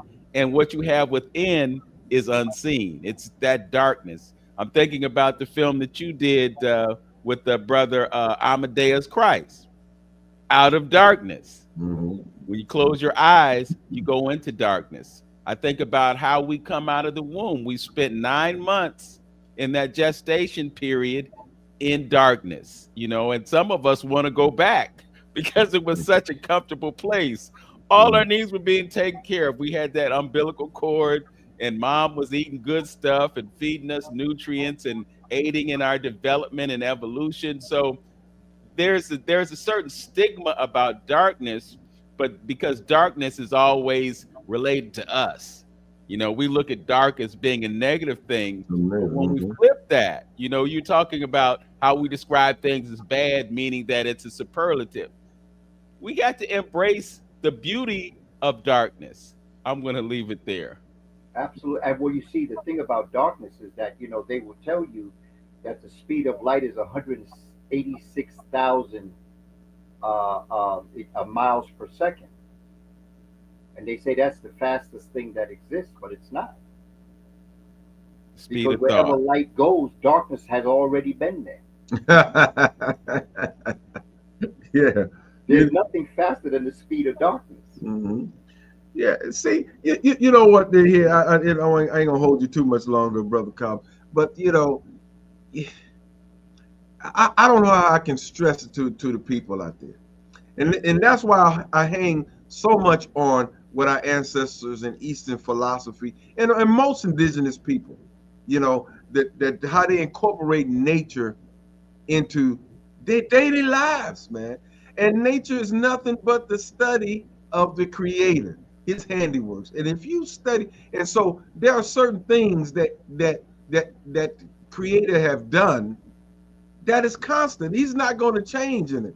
And so some of my biblical scholars, I would say, look, before there was light, there was what? Darkness. One of the key components to all living matter is what? Carbon. There's duality in everything, even in the flower. You got duality there. That's why, and that's what balance is, and things like that. We talked about the macro and the micro. You know what I mean? If you understand, because the Kabbalion did it for me years ago. When I read the Kabbalion, that put it that put me on the path of really understanding this spiritual experience a little bit, because you people just can't throw arbitrarily crap to you if it don't measure up. to those principles, then you could just throw it out as conjecture and theory and guesswork, because the creator put those things together, and those are constant. And a lot of our ancestors have banked and built their cultures and their civilizations based on those constants that man cannot have cannot deter, don't have anything else to do with it. It's not a controller. That's almost like your subconscious mind. You're not per se, you can get to that point, but you're not controlling your breathing, your lungs, and how your heart beat and the rate and things of that nature.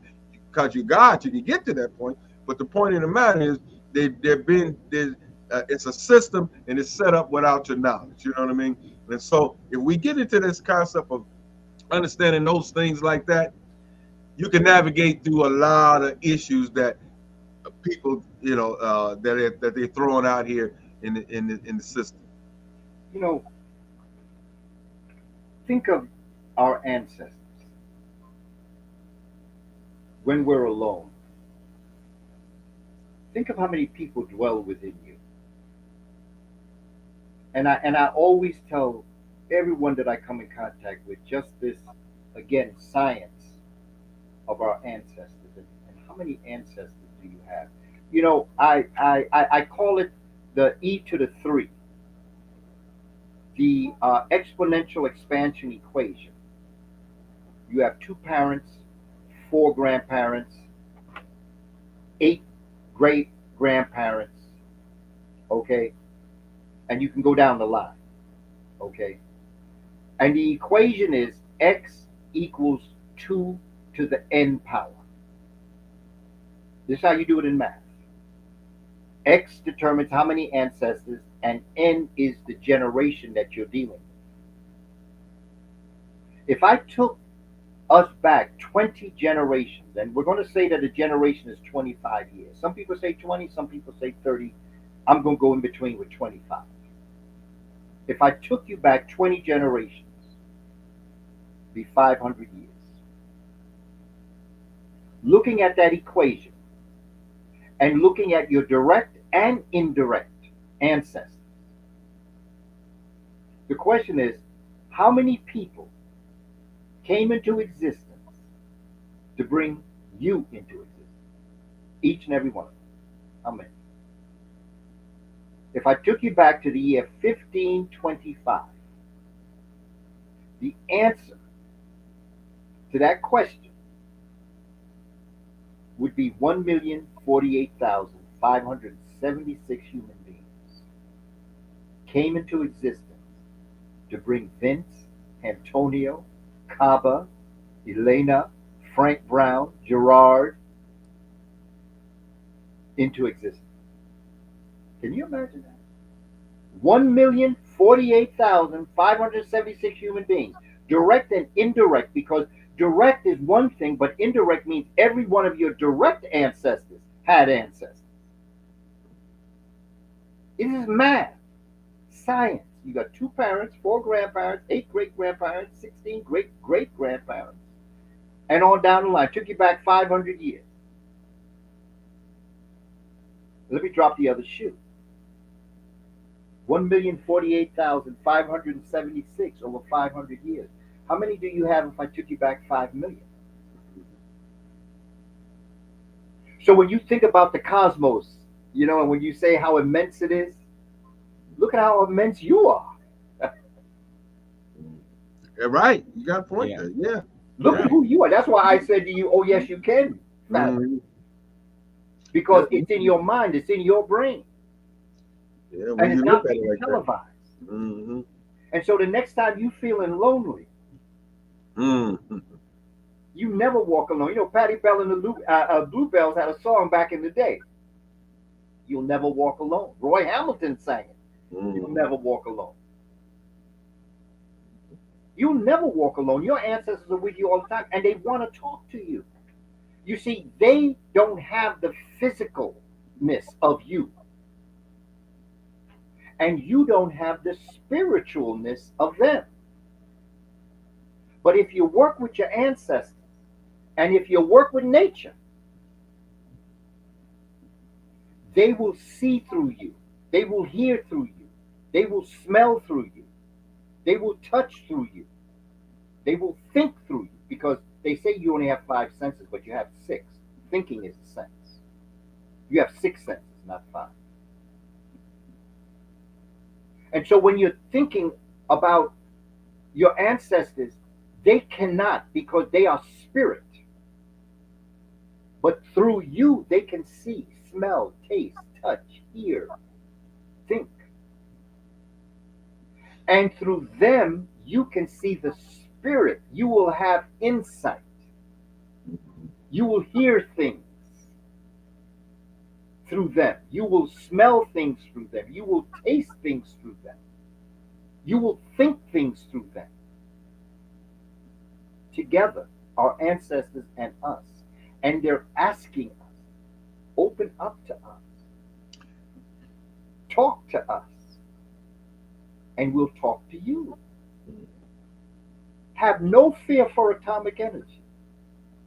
None of them can stop the time. So when you ask about the best and the worst times, okay, Dr. King said we got some difficult days ahead. Mm-hmm. But we as a people will make it to the promised. Have Bob Marley, have no fear for how long shall they kill our prophets while we stand aside and look? Come on. Some say it's just a part of it. We got to fulfill the book. Mm-hmm. Won't you help to sing these songs of freedom? You know what, Brother Kaba, and once you talk like that and think like that, then you think in terms of this rain, or this little patch of rough grounds that we're going through. That's just a little small. When you're speaking of the thing of time, that's just a little small little time. You know, a cosmic blip in time. Yeah, that's it. Yeah. This ain't nothing. We gonna handle this, and we're gonna and when we get all this done, I ain't gonna try to pay nobody back. I want to pay our children forward. I ain't got time for that. We were going somewhere in 525 BC before we were so rudely interrupted by Indo-Europeans. We were going to higher levels of consciousness, and then we were interrupted. And so when we get back on our feet, after we were cold caught, okay, they hit us and we didn't see. But once we get our senses back and we get up and we stand up and we see clearly, we ain't got time to pay them back. We were going to someplace glorious back then. Why am I going to go back and try to pay you back for something that nature going to pay you back? These are your last days in time. You ever see a monster movie where the monster's horrendous, but at the end you get a chance to destroy the monster, or so you think. And then all of a sudden the monster reaches up and grabs your leg. Yeah, right. And then you beat them down. Well, that's where we are right now. Mm. We are at the point where we beat the monster down. But this is their last gasp. I got you now. Yeah. This is their last gasp of life. Yeah. Okay. Good analogy. People, we have to come together. And the first thing we got to do, family, we must stop fighting amongst ourselves. We got to stop fighting over our language and our complexion and our hair texture. We have to stop fighting about whether we have money or we don't have money. We have to stop fighting amongst ourselves, because everywhere where I study our history, from Kemet to the plantation to the civil rights movement to hip hop, I've never seen them able to conquer us. They take advantage of the fact that we're fighting amongst ourselves. And when you divide us, you can conquer us. Absolutely. I watched a film a couple nights ago that was produced by Bob Lott. He's a filmmaker in Philadelphia, and he's a colleague of Dr.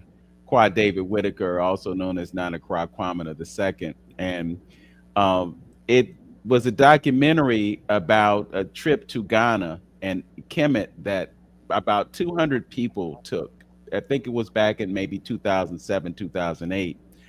There was a segment in the film where Nana, and I call Dr. Whitaker Nana, Nana just said to the folks who were there assembled at the Elmina dungeon, if you would like to stay behind, you are perfectly welcome to do that. Or if you just want to continue and finish the day and do what you did after you experienced being in the dungeon, you're free to leave.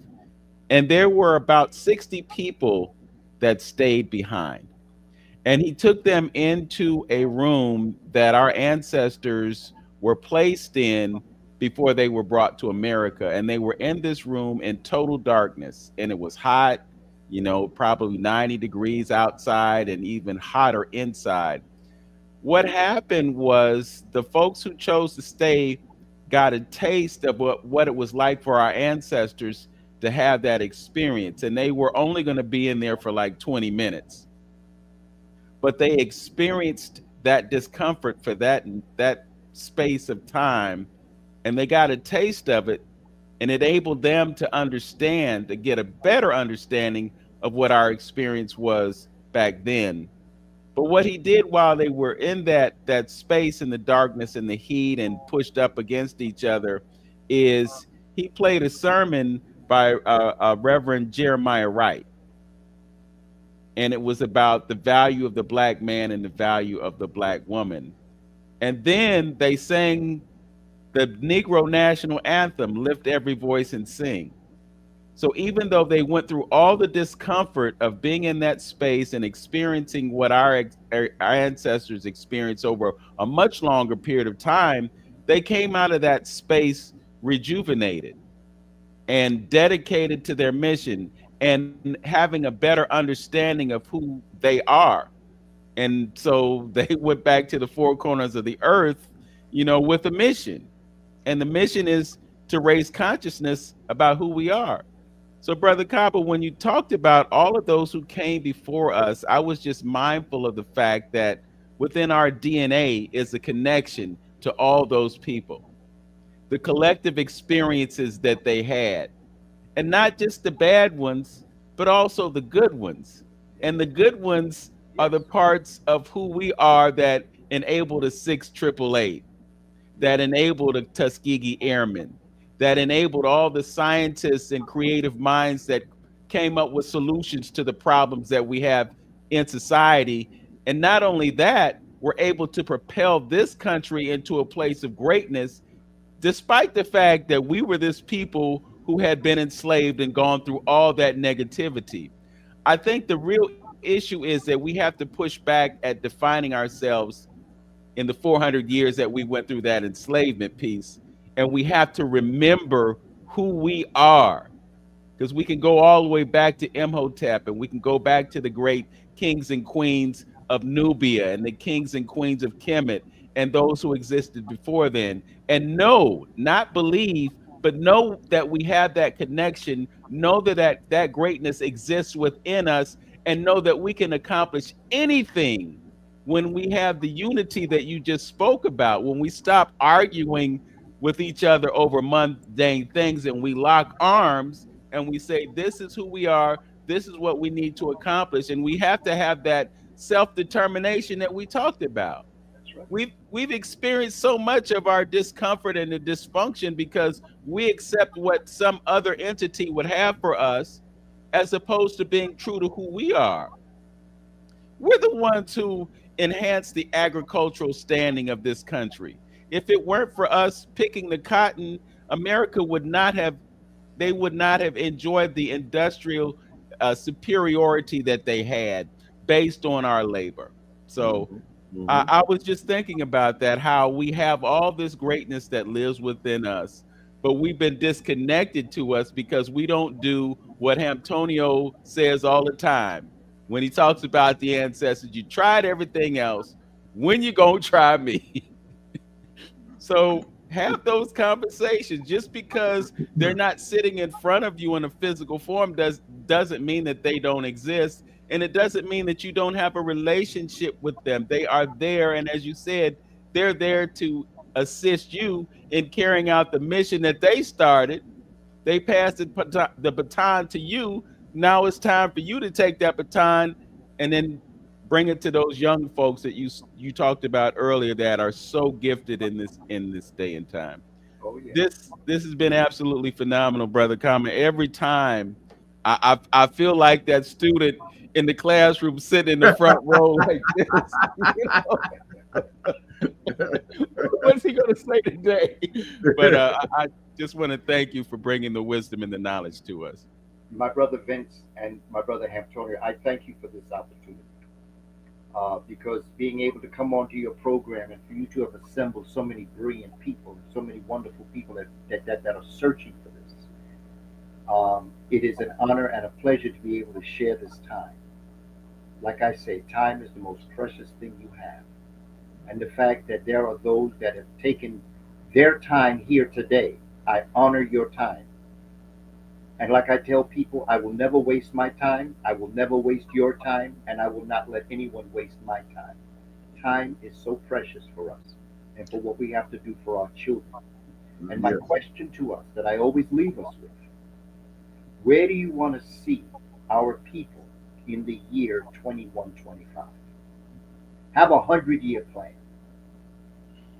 Where do you see them? Where do you see the children? Where do you see them? That's the end question. Where do you see them? Dot, dot, dot. Yeah. What do you want for them? And that's what our ancestors on the plantation. Our ancestors on the plantation knew that in their lifetime they might not see freedom. Yes. Yeah. But they knew that if they just kept on keeping on, somebody would be free. That's us. When they had that thought back then in 1759, they manifested us into existence. Now, where do you see us in 100 years? Who are you going to manifest in your mind to be here in 2125? Everybody talking about like they scared about what's going to happen. What you scared of? You think Harriet Tubman never worried about who the president was when she was on the Underground Railroad? Really? Come on. Do you really think anybody can change our condition but us? Whoa. Mm-hmm. If it is to be, it's up to me. That should be after you look in the mirror in the morning and you say to yourself, that's the first homework assignment Dr. Clark gave me when I was 12 and a half. He said, I want you to go into your bathroom, look in the mirror, and tell that person you're looking at, I love you, and mean it. Because if you can't do that, there is nothing anyone else can do for you. After you tell yourself that you love yourself, then you say, if it is to be, it's up to me. Dot, dot, dot. Yeah. We got to get all this together. So, family, if you're interested in my books, yeah, that's what. Okay. I've got a number of books out. You can go to my website www.kabakamene.com, or you can go to the link in my bio on my Instagram page. Professor William Leo Hansberry is one book. Spirituality Before Religions is another book. Shabaka Stone is another book, and my newest book is Carbon Before Melanin. What was that again? Carbon Before Melanin. Okay. That's my newest book that I just published. Oh, okay. All right. Okay. And so that's that book. See, all of the books are connected. Carbon. The first book is a libation to our ancestors, William Leo Hansberry. The second book is an explanation of the language and writing of our ancestors. That then would be followed up by the third book, Shabaka Stone. But now I wanted to bring the Creator down on Earth, and that's the subtitle of Carbon Before Melanin. Creators on Earth. It has a double meaning. Number one, it's a contraction. The Creator is on Earth. Creator is on Earth. And the other meaning of creators on Earth is that you are the Creator that is on Earth. Right. And then I use science, which is carbon and melanin. I've been going to Dr. Sebi. Now I go to his wife, Ma'at, his son, Victor Bowman, for health and nutrition. And I invited Dr. Sebi to come to one of my presentations on melanin. He came. When I spoke to him a week after, I said, what do you think about my presentation, Dr. Sebi? He said, book a T. You're always talking about melanin, but it was carbon before melanin. And that's why I named the book Carbon Before Melanin. Because you can't understand the molecule melanin if you don't understand the atom of Absolutely. carbon. That's right. That's right. Because it's carbon that created the melanin Mhm. molecule, Mhm. and it's black. Mhm. That's what I was saying before. That's God's handiwork right there. That's that darkness. All living matter has one That's right. key component. That's That's in it. carbon. And you know, stars are nothing. Stars are come out of nanodiamonds, and nanodiamonds is the blackness of the universe. Mhm. When the universe presses in on itself, the energy pushes the universe in on itself. It implodes, and when it implodes, that's the birth of a star. Stars are crystallized blackness, like diamonds are crystallized blackness, like black people are crystallized black. Hey, brother Kaba, close me out with your favorite saying. It ain't over what? It ain't over till we win, fam. In honor of our ancestors and all that came before us, for all those that were in that castle in that dark space, little did they know what would happen to them after that. And in honor of them, like I say, if they could do what they did with what they had, we have no right to think we can't do it with what we have. Yes. Have no fear for atomic energy. And I think Bob Marley meant this Babylon system Mhm. when he meant atomic energy. Mhm. Mhm. Have no fear for atomic energy because none of them can stop the time. It's our time, I know. and we're gonna keep on keeping on because it ain't over till we win. Solar power is the future wealth of the planet. Teach the children solar power. That's what our ancestors did. Well, I know. Check out my webinar. I have a webinar on spirituality before religions. I started a webinar series. Okay. I just put out number two on yesterday, Friday. Well, Thursday night going into Friday, and it's on evolution, Mhm. and that should blow some people's minds because we're talking about cosmic evolution, and I'm taking you through the whole process of how we came to be where we are today. Cool. So again, my brother Vince, and to my brother Antonio, and to all of the people that came on board to have this wonderful fellowship, I just want to thank you. I want to tell you how proud I am of us as a people for what we've done and what we've come through and what we have yet to do. Our children are waiting for us to do this. I've been with them all my life, my career. I've been with them from pre-K straight through college. They're ready. My question is, are we as adults ready to do what we got to do? Have no fear. And in another sense, you have a right as a human being to have fear, but you have no right not to have courage. Gotcha. All right, brother V. All power. All right. Well, we'll close with a saying that I hear our elder Paul Hill say all the time, and it so relates to what you're talking about, Brother Kama. The question he asks is, "And how are the children?" That's our mission, to make sure that they have a great quality of life. Thanks again for joining us.